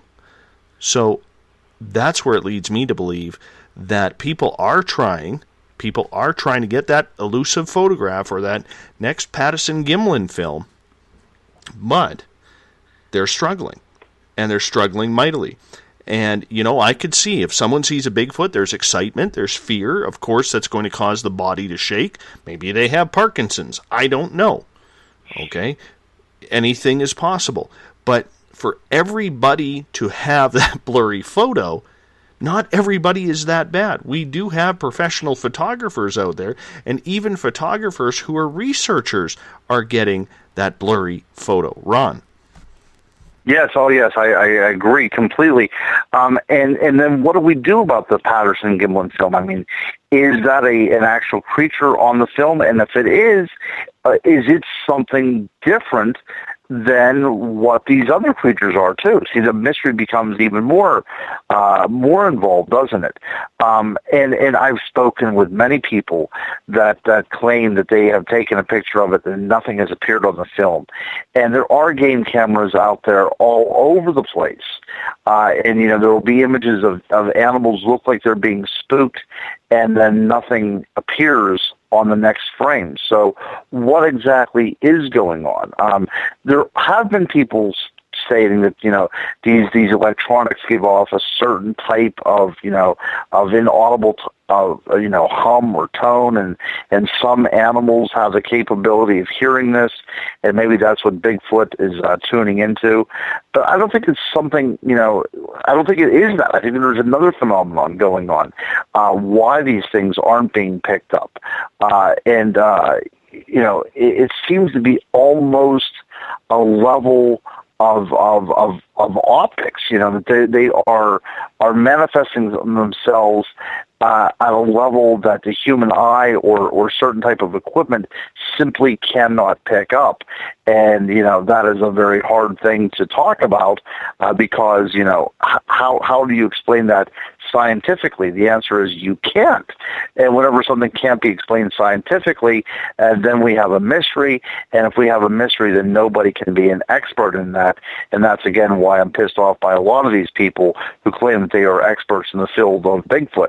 How can you be an expert in the field of Bigfoot? We have no idea what the heck it is. Well, not just that, but part of the frustration being on this side of the microphone is you actually hear people who are out there who absolutely refuse to listen to what Colin said earlier, which was the legends and the stories of First Nations people, the experiences of other people who have seen something that just doesn't add up to a homogenized creature on this planet. And as long as we keep ignoring that type of information, Colin, we'll never know what it is, right? That's what I bring up all the time, and I think actually myths and legends of these creatures are the most important aspect because it shows what these creatures have been seen as, what our perspective as to what these things are has been through history. And the astonishing thing is, generally speaking, it's consistent across the board. The myths and stories of a Bigfoot-like creature in the Himalayas is generally the same with the traits and the aspects as the Native Americans have, or people in Australia with the Yowie. It's incredibly interesting, and it's incredibly important for looking at these creatures. You have to look at the myths and legends. You have to know the history of these creatures before, for example, Bigfoot 1958, when the footprints were found in Bluff Creek. You have to know the history. It's incredibly essential to finding out what the creature could be. And what's the funny part about it is, if you go back to Bluff Creek and the Patterson-Gimlin film, that film has been ridiculed, ripped open, and diagnosed frame by frame more than the Zapruder film and JFK. And yet we're 50 years from the incident, and we still do not have solid concrete proof, or I shouldn't say proof, but solid concrete answers, because people are still debating the authenticity of it, even though it's proven to be a real film. They're not going to take, and for me, if you're hearing me break it down for the first time on that film, if I'm going to fake a Bigfoot film, I'm going to get a very good gorilla suit. And I'm going to make sure that whoever's training is going to walk like a gorilla, not like some of these people put on YouTube, where it looks absolutely ridiculous. Okay? But here's one thing I'm not going to put on that suit. I'm not going to sew a pair of female breasts on that suit. And when you zoom in and you look at that Bigfoot, you can very easily tell that it is female. And I really don't believe that Patterson-Gimlin, either one of them, would go out of their way to sew a pair of boobs on a ape suit in order to say, hey, Bigfoot is real. And that's the aspect that I always bring up when I'm discussing the Patterson film. I am a very, very big supporter of the authenticity of the film. And I think one of the reasons everyone is consistently debating it is purely because, one, the film is so famous and everyone wants to seem like they know what they're talking about, so they'll target the Patterson film. And two, it partially because of the subject matter. I mean, it's a Bigfoot. Anyone and everyone who hasn't done serious research into this, 9 times out of 10 will say, oh, it's obviously a guy in a suit. Bigfoot doesn't exist. There's no reason for it to exist, so it has to be a person in the suit. And they will go on believing that for the rest of their lives without actually examining it. Or even checking out the fact that it's a female. Right, exactly. She needs a razor blade. She needs some nair. I will say that.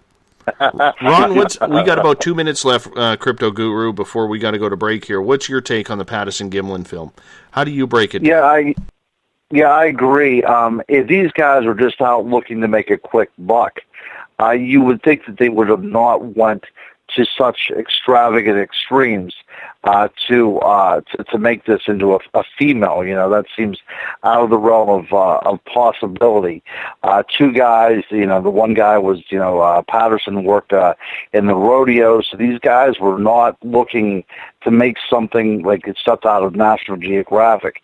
If they were looking to be just simply making a couple bucks off of this fake footage, they could have done it a lot easier than what we see on that film there.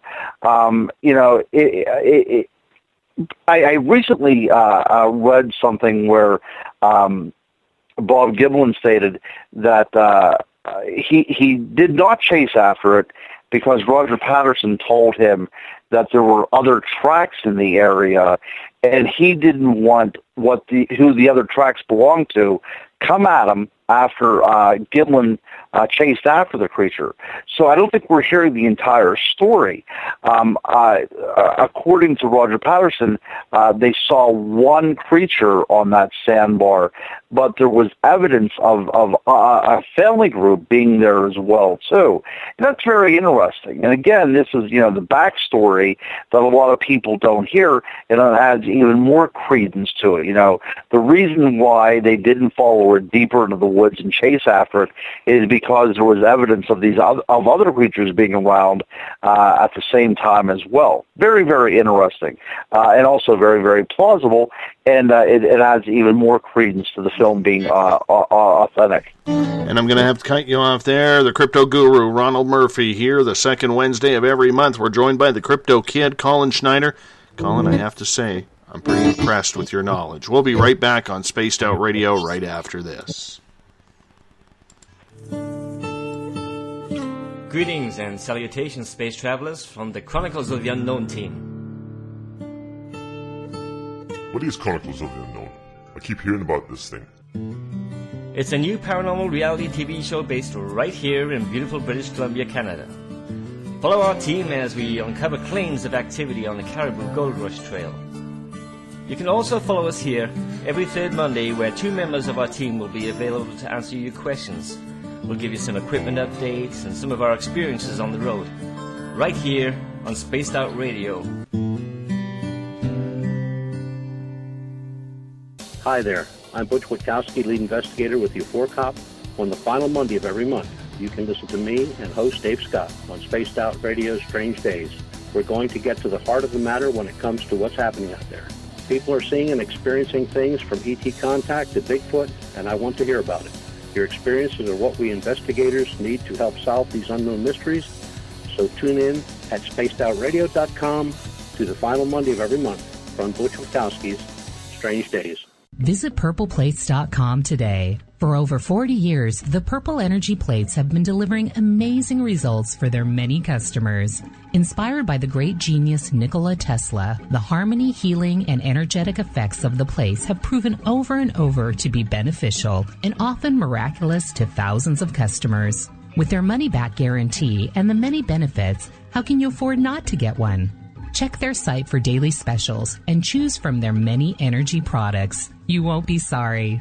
Visit them today at purpleplates.com for mind, body, and spirit. And expect a miracle. This is your medium, Joanna, from Spaced Out Weekend, 2 mediums and a large. I would love it if you would come and join us with host James Tyson every other Sunday on Spaced Out Weekend. Together, we will take your calls and your questions live. Our goal is to provide you with a positive outlook on deep questions that you may have. Questions regarding love, relationships, money, or whatever else is on your mind. Come and check us out at spacedoutradio.com. Have you checked out the SOR Spacewire at spacedoutradio.com yet? Every day we post the latest stories regarding the weird, strange, and completely unbelievable. From cryptid and UFO sightings to the conspiracy world, we tackle it all. Hi there, I'm Eric Markham, Space Out Radio's news director for the SOR Spacewire. And if you have a story, I want to hear it. Email me at news@spacedoutradio.com. Patrolling the Pacific Northwest, we are always on the lookout for the strange and unassuming stories that real people are experiencing. Hi, I'm Vincent Zunza from Pacific North Weird. Me and Alexandra Sullivan have teamed to bring to you those odd stories that never seem to make it into the mainstream. Stories so weird that will leave you scratching your head wondering, is this real? It's as real as it gets with Pacific North Weird. You can watch our videos right here at spacedoutradio.com. Become more intimate and interactive with Spaced Out Radio. Join our Space Travelers Club with your new membership. For $5 a month, we'll provide you with special access to the website, monthly prize draws from books to psychic readings, along with monthly newsletter, private interviews, and more. Sign up today to be part of Spaced Out Radio's experience. Every month on Spaced Out Radio, we look into the deep and dark reports of cryptids roaming around the world with me, Rob Morphy, from Cryptopia.us. I would love it if you would join me and host Dave Scott as we delve into the most arcane stories and reports regarding creatures of the unknown. My job is to hunt down the details and bring the evidence forward to you. These aren't your regular Bigfoot stories I'm talking about either. You can find out more about crypto history at spacedoutradio.com. Looking for a place to advertise at a very reasonable cost? Look no further than Spaced Out Radio. SpacedOutRadio.com has an advertising tab that you can click to check out our daily, weekly, and monthly packages to play on the radio, or our website including social media. From commercial spots to banners, we have it all. Check out our competitive pricing today.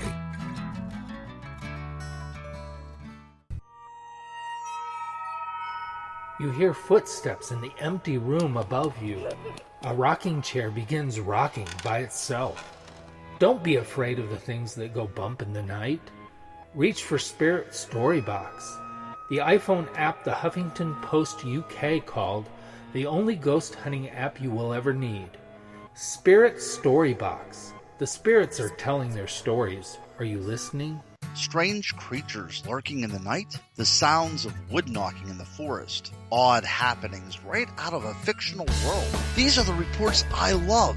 Hi there, this is author Ronald Murphy, and I would love it if you join me and Spaced Out Radio host Dave Scott the second Wednesday of every month on our journey into the unknown land of cryptozoology at spacedoutradio.com.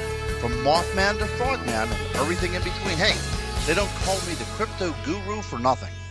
Find yourself constantly looking up in the sky, looking for answers? Have you had extraterrestrial contact? Are you an abductee? Looking for answers to your experiences? Hi there, I'm R. Keith Andrews, Spaced Out Radio's resident ET expert. Join me live the first Friday of every month where I take questions from the Spaced Out Radio chat room and help you understand those from the far-off world. It's 2 hours of knowledge every experiencer should listen to. Hope to see you there. Did you know that Spaced Out Radio runs 7 days a week? Hi, it's James Tyson from Spaced Out Weekend. Every Saturday and Sunday night, starting at 9 p.m. Pacific, midnight Eastern, you can join me and my guests for some great chatter about what's going on out in the universe, or even in that dark part of the basement you really don't want to go back into. Well, let's find the answers to your experiences together.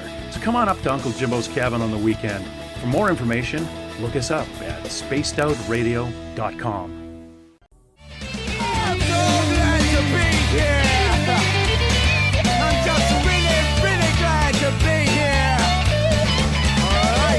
Would you like to connect with us on Spaced Out Radio? Head to spacedoutradio.com to check out the latest shows, guests, and sponsors.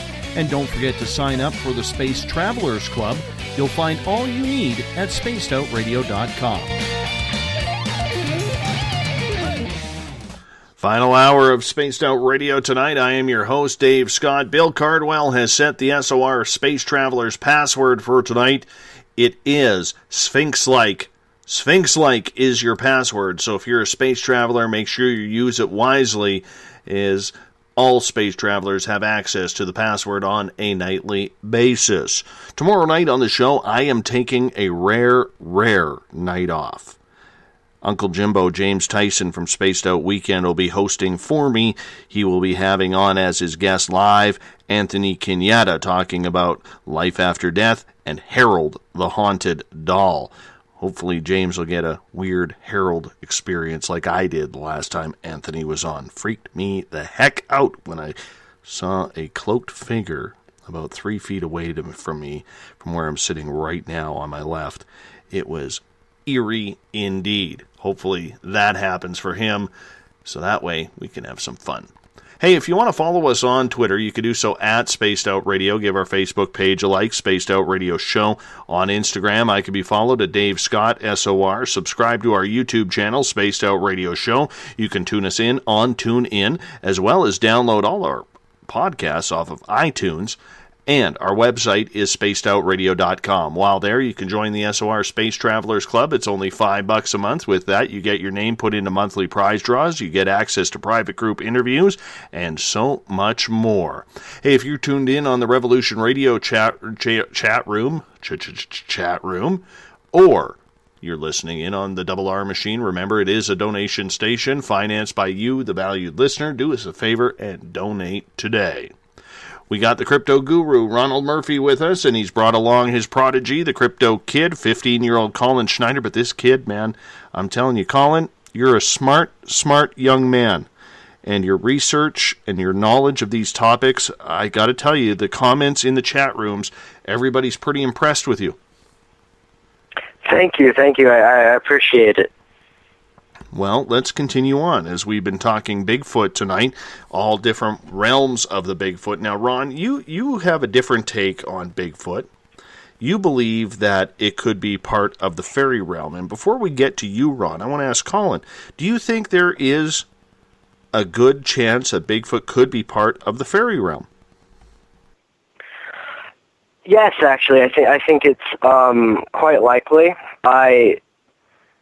My introduction to the idea that fairies could be connected to modern paranormal stuff was with Jacques Vallée's Passport to Magonia, talking about UFOs and fairies. And since I read the book, I've been extremely interested in the idea that cryptids could be fairies. Actually, Ron and I are currently working on a book together about cryptids and fairies. And I'm also working on my own book. The running title right now is Beasts of the Fairy Realm, and it's going to be pretty awesome. Well, that sounds like a lot of fun. Oh, it is. As I'm looking through, and again, I love to hear the comments of all the listeners, but Eric Cooper made this really cool statement. He said about that they heard Bigfoot wood knocking on a tree about 30 feet away. They went to go to the tree. There was nothing there. They returned to their spot, and the knocking happened again, like the thing was able to basically be absorbed into the environment.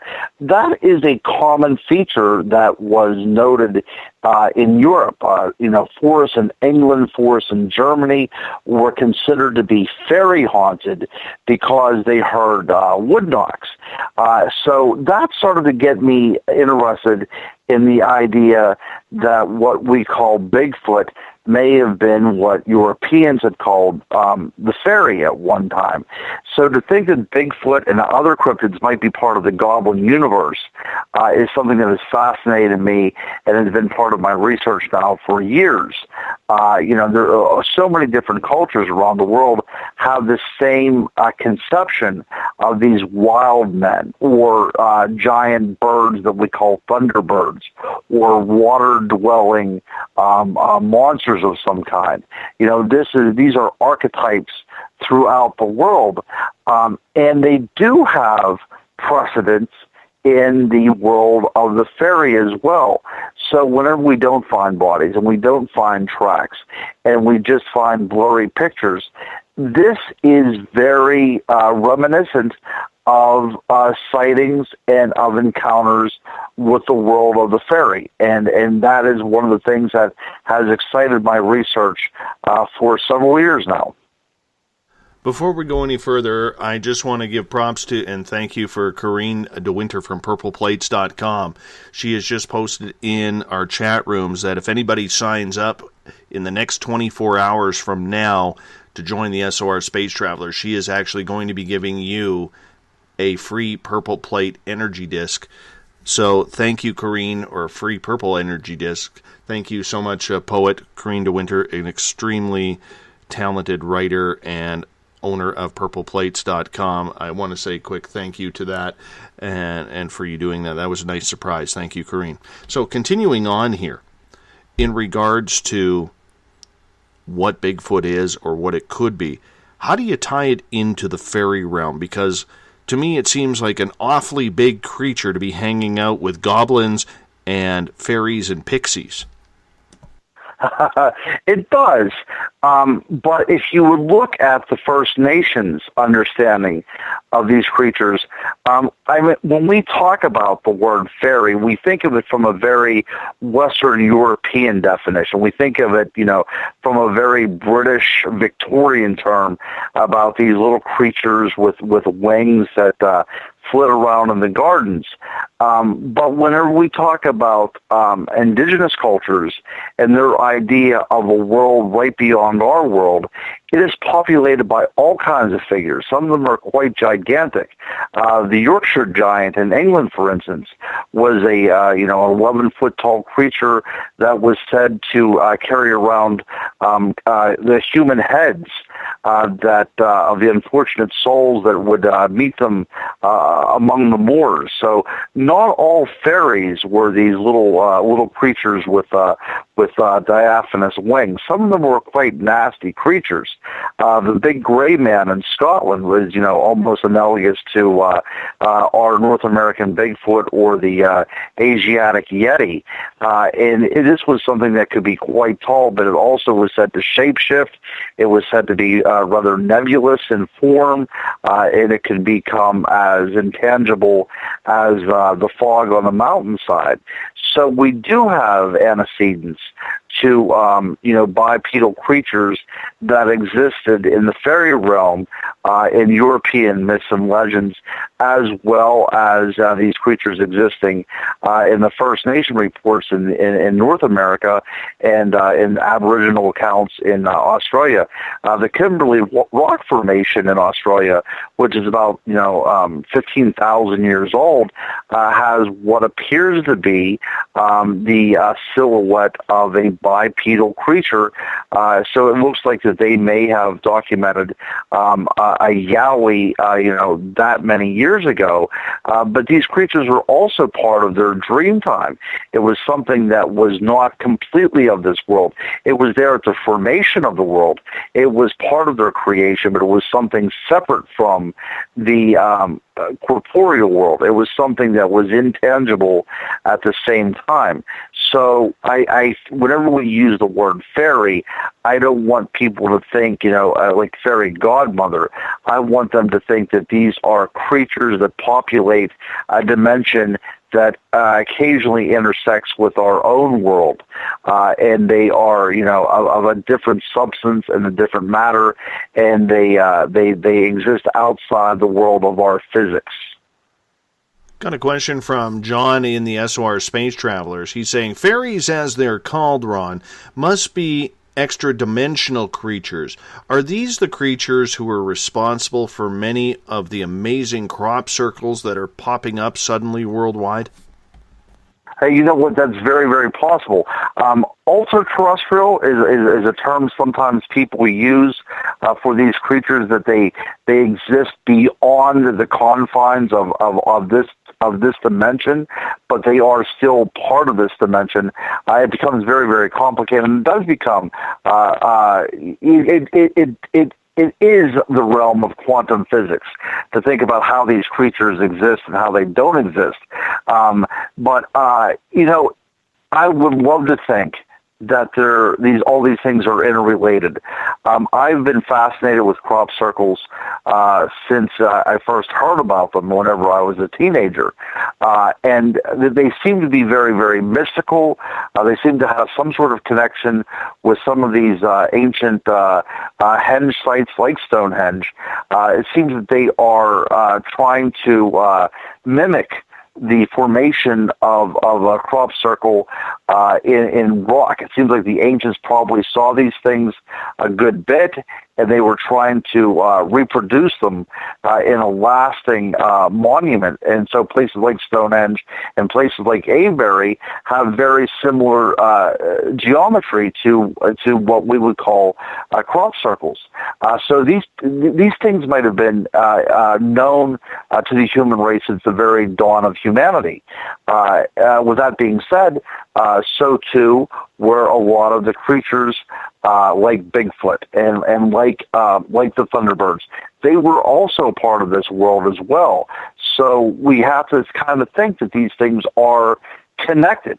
And if crop circles are from the realm of the fairy and Bigfoot is from the realm of the fairy, then there is necessarily a connection there. Intriguing. Very intriguing, because there are so many different theories in regards to this, Colin, in Bigfoot being such a legend among legends. When you look at other cryptids comparatively to Bigfoot, they don't have as much stamina, or they don't have as much care as Bigfoot does. It is seeming that everybody wants Bigfoot to exist. Do you get that approach too, that from the people you talk to, they're just craving for Bigfoot to be exonerated from the cryptid list and put on the actual real species list? Well, yes. Pretty much my entire childhood, I've loved the idea of Bigfoot. I used to drag my friends outside hunting for Bigfoot, run around the forest for 25 minutes. Oh, we didn't see it. Let's go back, or whatever. But I think it's part of the fact that it's almost an easy myth or an easy idea to believe in. The idea that, well, there's an animal like us, but it's bigger, hairier, and is a little more wild. It's an easy idea. It's significantly easier than saying, for example, in the Loch Ness there's a surviving plesiosaur, or that pterodactyls have survived through millions of years. So it's a much easier idea, and that I would think would be a major contribution to the fact that everyone seems to want Bigfoot to exist. Also because it's a great, just generally a great creature, an idea for a creature.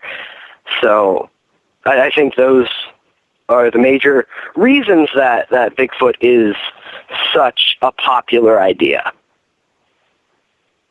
Ron, what about your take on that? Do you think people are just too eager to get it going? We as humans like to name things because if we name it, we can control it. and we are creatures of dominance. It's just like Audubon, to prove that it's out there, we got to kill it, we got to bring it back, we got to stuff it. So Bigfoot is almost the poster child of things that are still wild. And we do, as a human species, need a Bigfoot out there, whether it exists or doesn't exist. We need it because it implies that there is something out there that we, as the human race, cannot control. I love that idea. I love that idea that there's something out there just like us that we do not know, and it's quite possibly unknowable. It adds to it's one of those mysteries that we who think that we know everything is unable to solve. That's the kind of thing that I want to instill in everybody out there. One of the reasons why I am infatuated and I'm so passionate about cryptozoology is because all these creatures that we name, Bigfoot, faeries, what have you, they all exist right beyond our knowledge and our reasoning, and they slip through our grasp. They are the wild things. They are the opposite of what we are, and I hope that they exist, and I truly do believe that they do exist. I might not be able to ever prove that scientifically, but in my own mind, I have researched enough, and I've seen enough things to know that there is something out there that we simply cannot understand with our human brains.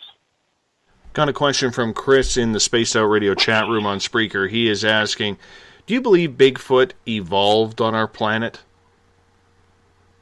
Ron, we can start with you. I believe that the creature we call Bigfoot is an intelligent creature that is self-aware. I think that there is enough evidence to show that it understands that any kind of contact it may have with the human race would be very dangerous for its survival. So it tends to stay away. But I think that there's also enough evidence that even if this thing is of the goblin universe, of the fairy realm, that there is enough evidence that there was an evolutionary process going that mirrored our own evolution as well.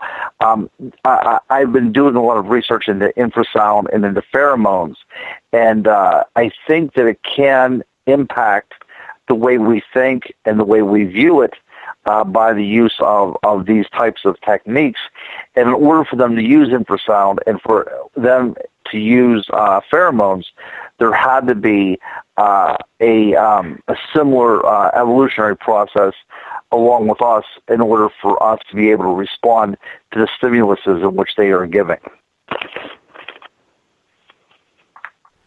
I want to change topics here. I don't know if you guys have seen this on social media recently, but there was a story out of Iceland recently where they actually stopped construction of a road because it was getting too close to where they believe their elves live in population. Guru, do you know anything about that story? I do. It actually happens a good bit of the time. It might not happen yearly, but at least happen several times within a decade. They come across either a feature of a stone or of a tree, and they believe that it has some connection to the fairy realm or some connection to the elves, which is basically synonymous with fairies anyways. And they will halt construction because they do not want to interfere with the spirits of the land. And you could imagine that happening in the United States. They would just simply plow right over that kind of stuff. But in countries like Iceland that still have an awe for the natural world, that is something that I find quite endearing. Their world is a lot less concrete than ours. There's still a sense of wonder to that world, and I wish that we were like that. But it's all about perception, isn't it? It's all about objectivity. We don't see the wonder in the world because we have been educated out of it. But in Iceland, where the idea that elves may exist, that's still part of their culture. So they see the world from a very different, through very different lenses than we do here in America and North America. Corinne de Winter is saying in the chat room that she's actually been there. She says there are so many places you cannot get to because there is no straight line because of the elves. Like, they take this stuff seriously over there. Yeah, elves and fairies are generally known to be extremely territorial. There's a lot of stories where if you walk into an elf's area without asking permission or just unknowingly, they will enact cruel tortures against you, and they will literally follow you home to punish you for going into their area. They're not the nicest if you bother them. So that's generally what I've read about. That's why in Iceland and various other areas, that's why they halt the construction, because they fear that they will be punished by the elves for trespassing. I think that may have been the case, a while back. But I think what's going on right now is there's a sense of reverence, to the old ways. And that is what I truly find endearing, that we can look at the world and appreciate it without having this quality of fear. Of course, elves were feared, fairies were feared through the Middle Ages, even through the Victorian era. In parts of England, there was still a true belief in fairies, and there is great fear for them and trepidation for them, because they can do a lot of chaos. But I think what's going on in Iceland as well, and I've never been there, and I'm sure that your guests, your listeners that have been there can attest to this. But it seems like what's going on now is there's a great reverence for the natural world, something that we lack here now in the 21st century in North America. That they are doing it out of admiration for these things, rather than having a fear that something is going to be monkeyed with if they go along with their building project. Another question from John in the SOR Space Travelers. He's asking, do you think it might be that humans are taught as children to unsee certain things, and that's maybe why many people have trouble seeing everything? Excellent point. Who did you say said that? That was John, you said? Yes. Yeah, that's an excellent point. And whenever I do my research and my lectures, I talk a lot about indoctrination. People are educated out of the idea that there's something out there, and I've talked with children who have said that they've seen ghosts. And, their parents tell them to be quiet, we don't talk about these things, and there's no such things. Now, with a child who is open up to all the wonders of the world, to have an adult authority figure to tell them that there's no such thing, if they're told that enough, then of course they will start closing themselves up to that aspect of the world around them. And I think that is one of the greatest injustices you could do to a child by switching off their imagination. And I'm not talking about imagination from the point that they're fantasizing. I'm talking about the imagination that their mind is open and they can get the images of the world around them that other people have closed off.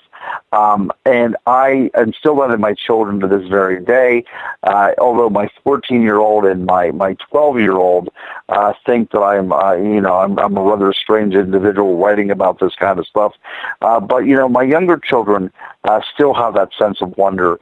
And the school has not gotten to them yet, and their friends have not gotten to them yet.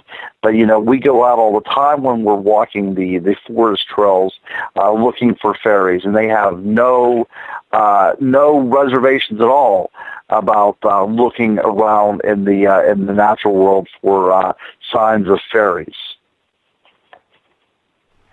Eric Cooper just posted a really good picture in the SOR Space Travelers Club, if you could see it.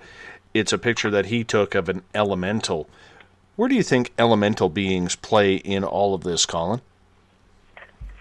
Well, the term elemental is a complex one. In different Wiccan and pagan religions, it is used for a specific type of spirit. In general pop culture, it's kind of like they are these creatures that represent one of the four elements, earth, fire, air, and water. But generally, regarding fairies, 9 times out of 10, I use, at least I look at elementals as either a type of fairy or another name for certain kinds of fairies, because fairies are generally like protectors of the forest, protectors of the natural world, and a lot of them use the elements or are very specific to one type of element. For example, the Selkie or the Murrow of the water. There are several for fire and air, and there's all kinds of fairies that kind of line up into one of the 4 elements or 1 or 2. So it at least in my opinion, it's often it's quite possible to use it interchangeably. Ron, your opinion of the elemental species? I go back to my good friend Paracelsus that was doing his writing in the 1600s, and he saw the world as made up of intelligences. There was intelligence of the air and of the forest, and I like that idea very much. He had no problem with thinking that there might be mermaids because they corresponded to the intelligence that is within the water, and if we start looking at the world as being populated by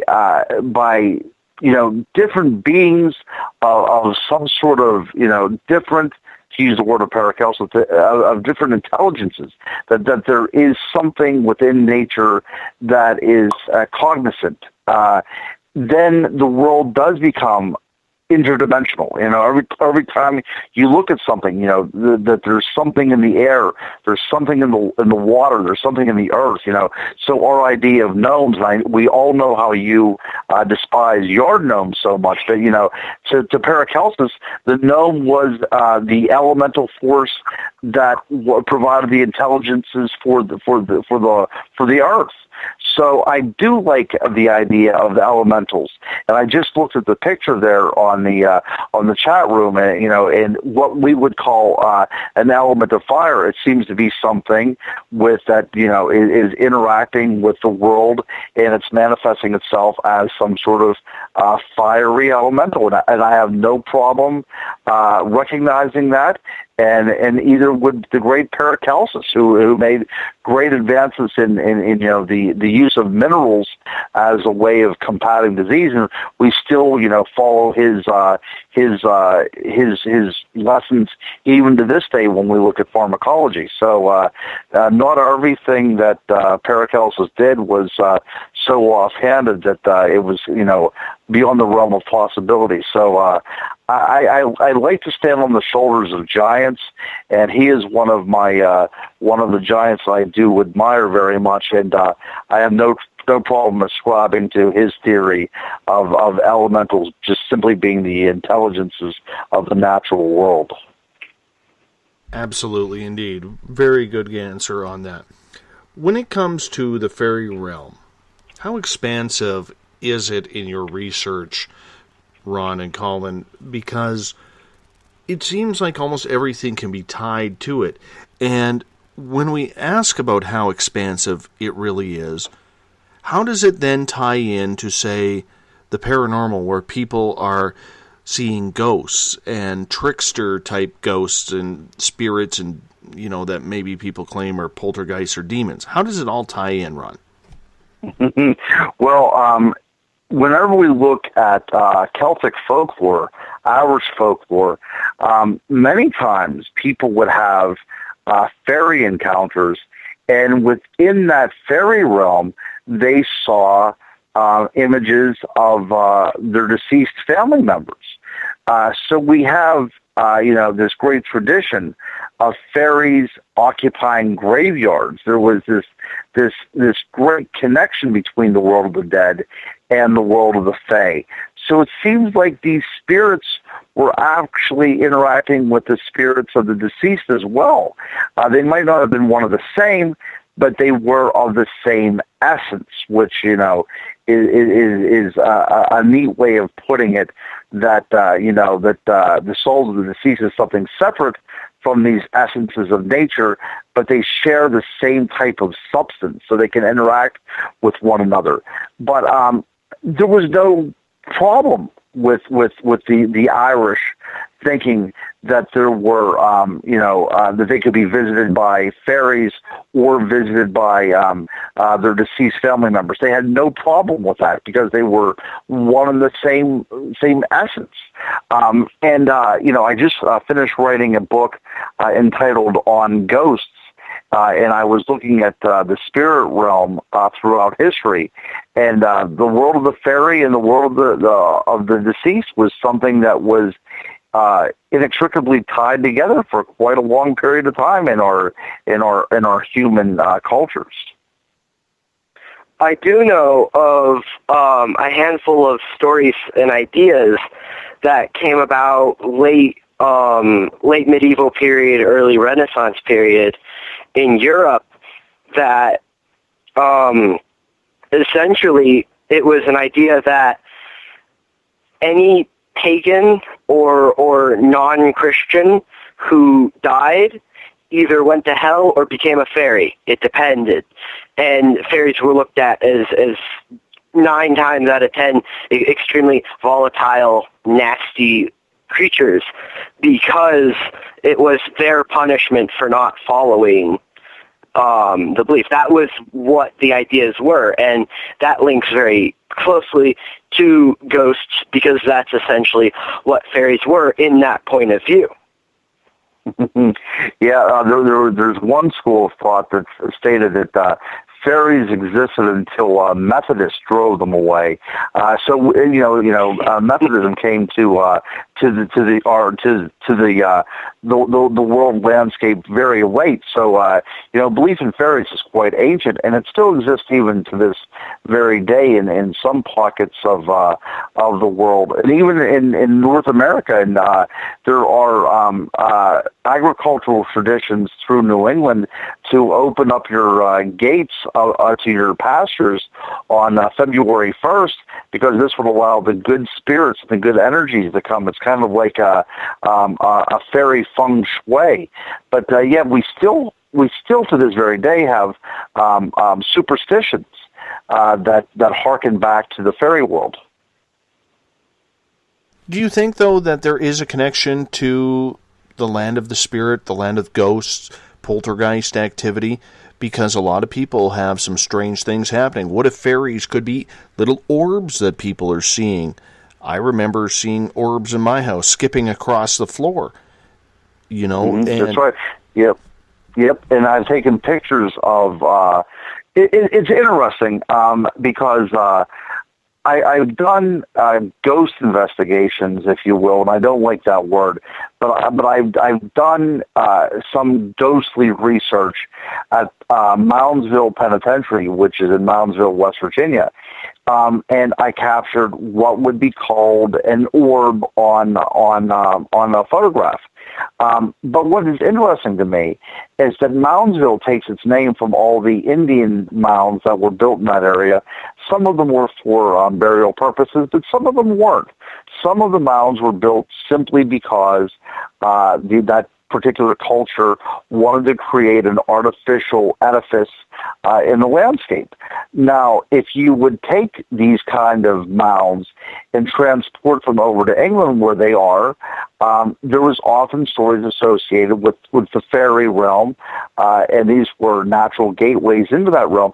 So to me, I'm wondering if the Native Americans did not have the same type of reverence for the world of the Fae, and they built these monuments, these earthen mounds, in the same general idea that the cultures of England did, because the Native Americans saw them as entryways into the spirit realm as well, and we are actually catching orbs on photographs because this is the manifestation of the fairy energies around these places.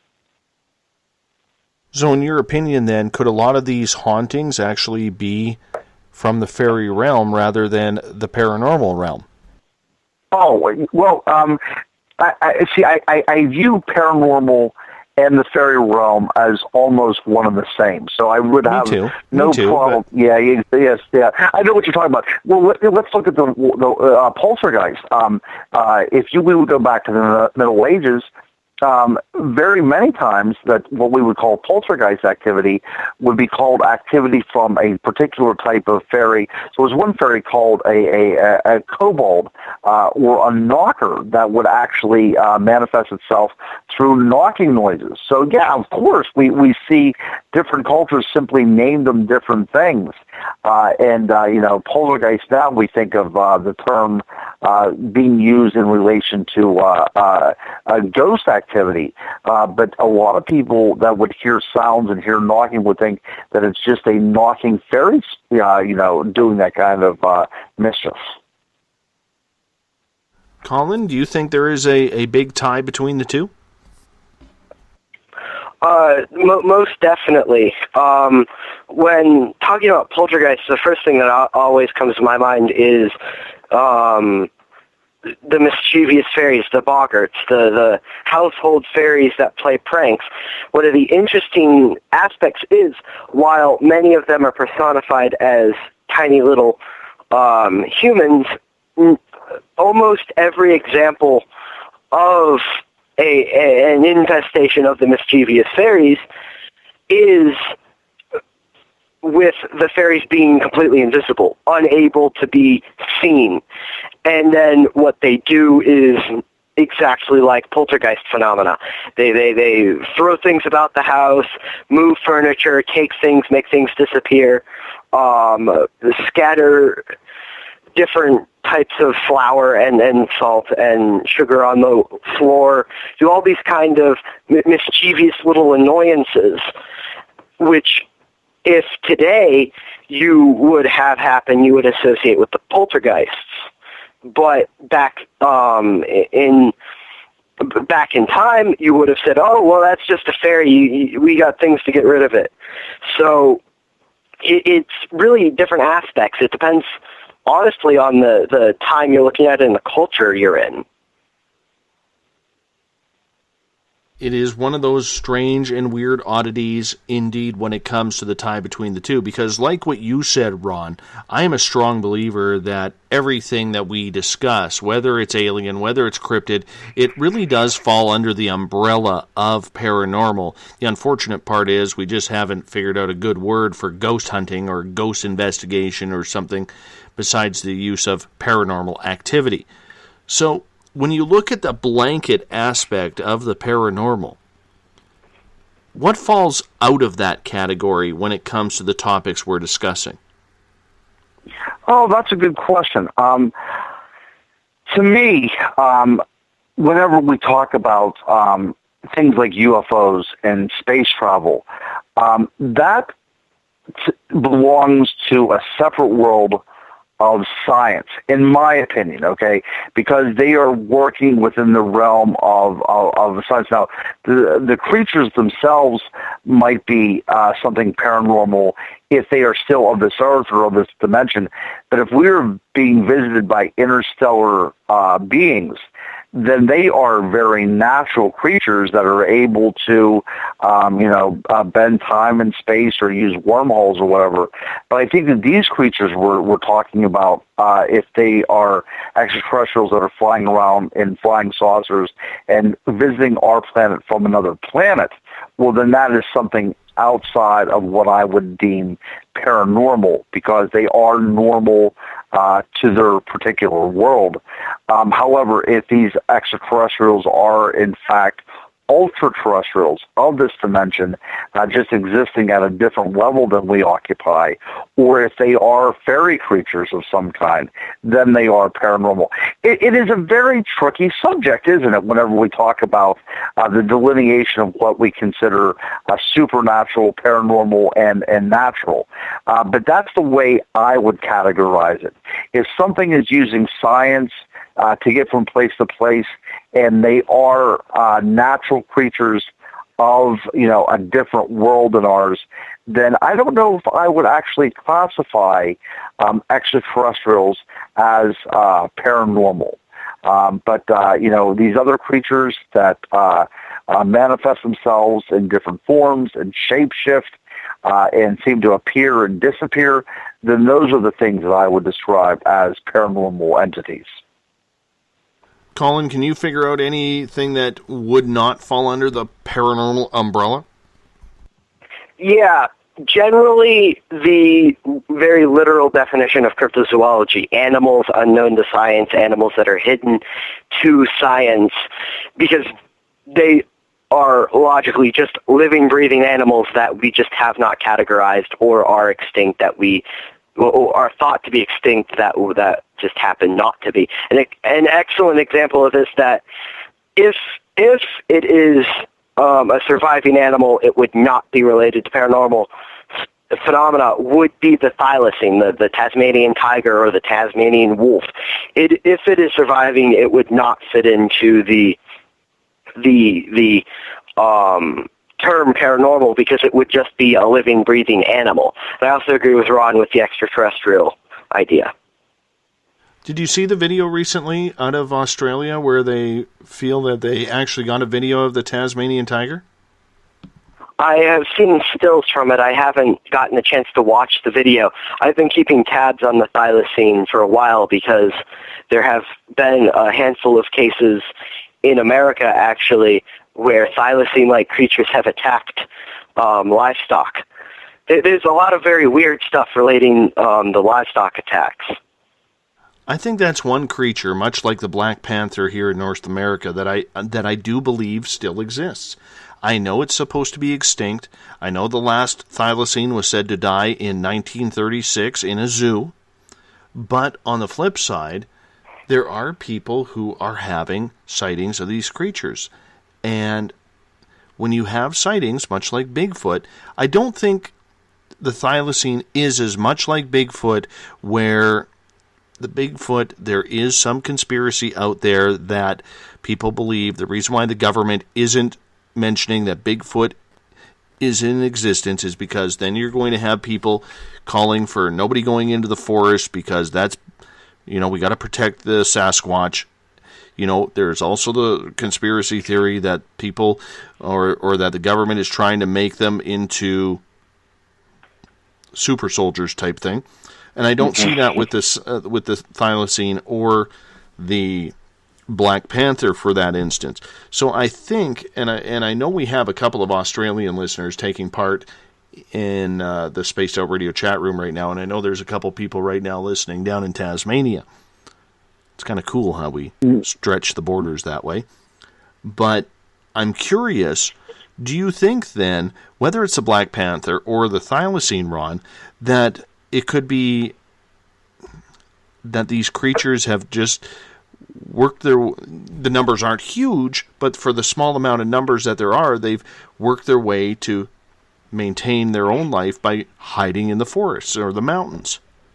Yeah, I agree. I am so hoping that there's still a thylacine out there someplace. I thought they were marvelous animals. They were quite beautiful animals, and it's kind of like if this animal shows up, it's giving a middle finger to the human race, because, we try to wipe them out, and we in our intelligence have stated that they are extinct, and they are kind of saying, Not exactly, and I love that idea, and I hope that they are out there, and I hope that if they are proven to be out there, that nobody shoots them. That's the thing that I always worry about. But these were such marvelous animals. Let's hope that there's still a couple out there. Let's hope that they are able to exist outside our grasp, and they're still living wild and free. I hope so. I really do. Yes, I really hope that is a true video. I hope that it isn't something that, people say, oh, that's just a dog with thin hair or something along those lines.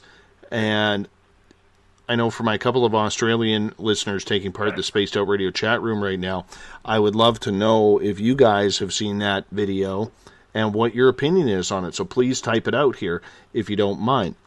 What about the Black Panther, though? Do you still think that there is a Black Panther, or do you think it's a black cougar, or maybe a black jaguar that's come up from South America? Because we are seeing black cats. We are seeing people photograph black cats. We a lot. In Pennsylvania, there's people reporting them all the time. Now, I am hoping that if this is a true black cat, I'm hoping it is a black cougar for a couple of reasons. One, there has never been a documented case of melanistic mountain lion, so it would be great if this did exist. This was a variation of the mountain lion. My research into this is leading me to believe that if there are black panthers, it is coming out of a recessive trait, possibly even a mutation, due to a lack of genetic diversity. So the populations are so low, and that the inbreeding is not allowing for a great deal of variation. So these recessive genes are picking up, and it's producing black panthers. Now, if there are actually black mountain lions out there, this is in need of study because none of them has ever been reported before or has ever been identified and studied before. But, of course, the Game Commission in Pennsylvania says that these things don't exist, and that, of course, is the official word. So, we as citizens of this Commonwealth, we're not supposed to believe that these things are existing. But people see them all the time. People take pictures of them, and I am hoping that they are out there because the black panther or the mountain lion is our thylacine here in the United States. I would love to see one in my area because I know there are cougars roaming around my area right now. We had a report a week and a half ago of a giant cougar that's probably a mile away, so it could come into my area, not a problem. I saw a cougar last November in my neighbor's yard, so they are out there. Do you think, though, that the black panther is or the black cougar, whatever you want to call it, is a different breed of cougar, or do you think it's much like when we see the spirit bears, that are born albino, or the spirit bear that is born white, okay, instead of black, even though it's considered a black bear? Do you think that there's just a strain in the pigmentation that's maybe worn out rather than the species being killed off at all? Yeah, I think that's what's going on. There's an adaptation going on. They've been hunted to the very extent of their habitat. So if there are a few surviving remnants, some pockets of these cats that there's just not enough different genetic diversity going on, so they're breeding into these different colored animals. That way, and as I said, that's very worthy of study. But until we recognize the possibility, nobody's out there studying them whatsoever. Besides the investigators, we're making a full circle now back to where we began at the evening, why we do the things that we do. If the Game Commission and mainstream science is not going to take this stuff seriously, then it is up to us who have a passion for these things to be out there in the woods to see if we can document these creatures. Colin, your opinion on that? Do you think it's maybe just a pigmentation that is worn out of the cougar species, or do you think that there's black panthers still roaming around?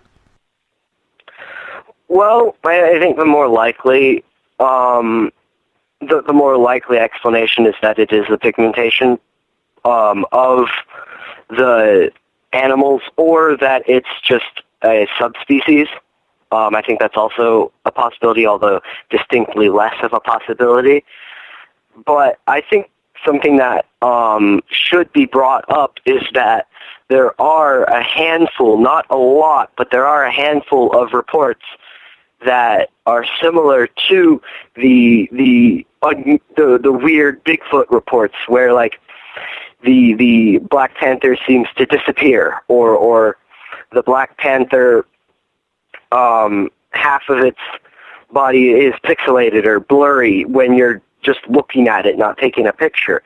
That type of thing. There are a couple, more than a couple, I'd be willing to say at least 30 or 40 reports, which is a low number compared to the entire number of Black Panther reports in total, that have paranormal or just unusual aspects to them. And I think that that is an interesting point that should be brought up. So do you think the species, because it is on the extinct list, has maybe come back, but in a paranormal way? I think that's possible.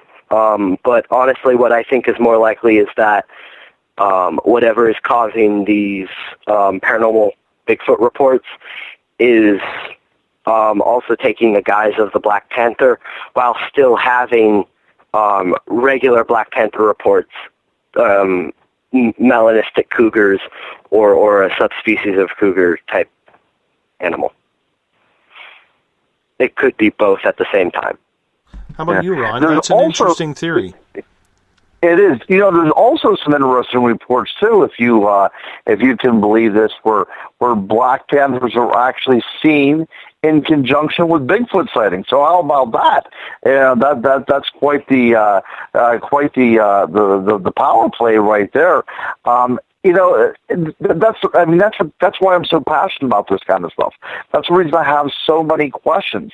I don't know what's going on out there. I would love to see a Black Panther. I would love to see a plain old mountain lion in Pennsylvania, because they were supposed to be all killed off in the 1890s, and they're not supposed to be out there.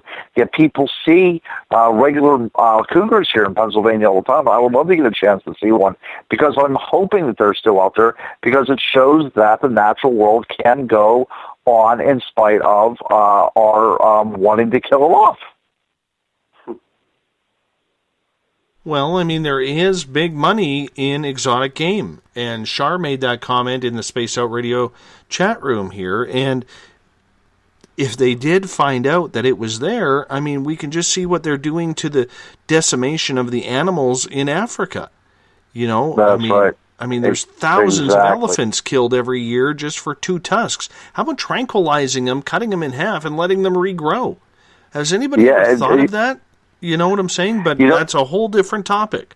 But she's right, Ron, that the exotic trade in animal fur would, if there was a rash of sightings, it would send the black market into an absolute frenzy, because you're looking at probably $5-10 million a pelt. That's the kind of things that would go on. Now, there's also a flip side to this that we have to take into consideration as well, too, because if a state government would recognize that these things are out there, like a panther, then in turn they would have to be protected. And that also opens up a whole can of worms regarding hunting seasons, about protection of certain forest areas. So it's really not to the benefit of any kind of governmental agency for any of these cryptids to exist, because that means that you're going to have to, have other jobs. You have to put out money. You're going to have to budget for these things. And that doesn't work very well for the bottom line, does it? If a Black Panther would show up dead along the side of the road, I am of the opinion that it would be hushed up by the powers that be, because if the general public knew about it, then you would have to, put in measures to protect not only the animal, but protect the society as well. So it really does make for a very messy situation if one of these things are proven to exist. Gentlemen, we are at that time of the night. 3 hours.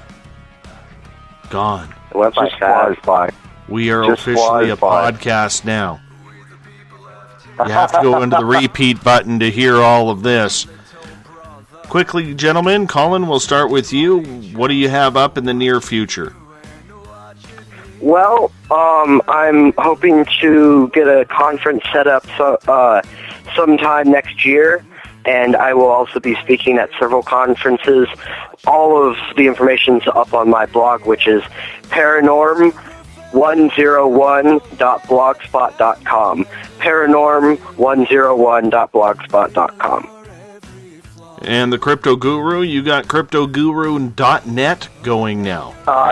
How about that? Actually official. So, hey, if anybody wants to check out my actual honest to goodness website, you can now do that, folks. And I'm trusting you shall. And you can follow me at Crypto Guru Ron, R-O-N, on Twitter.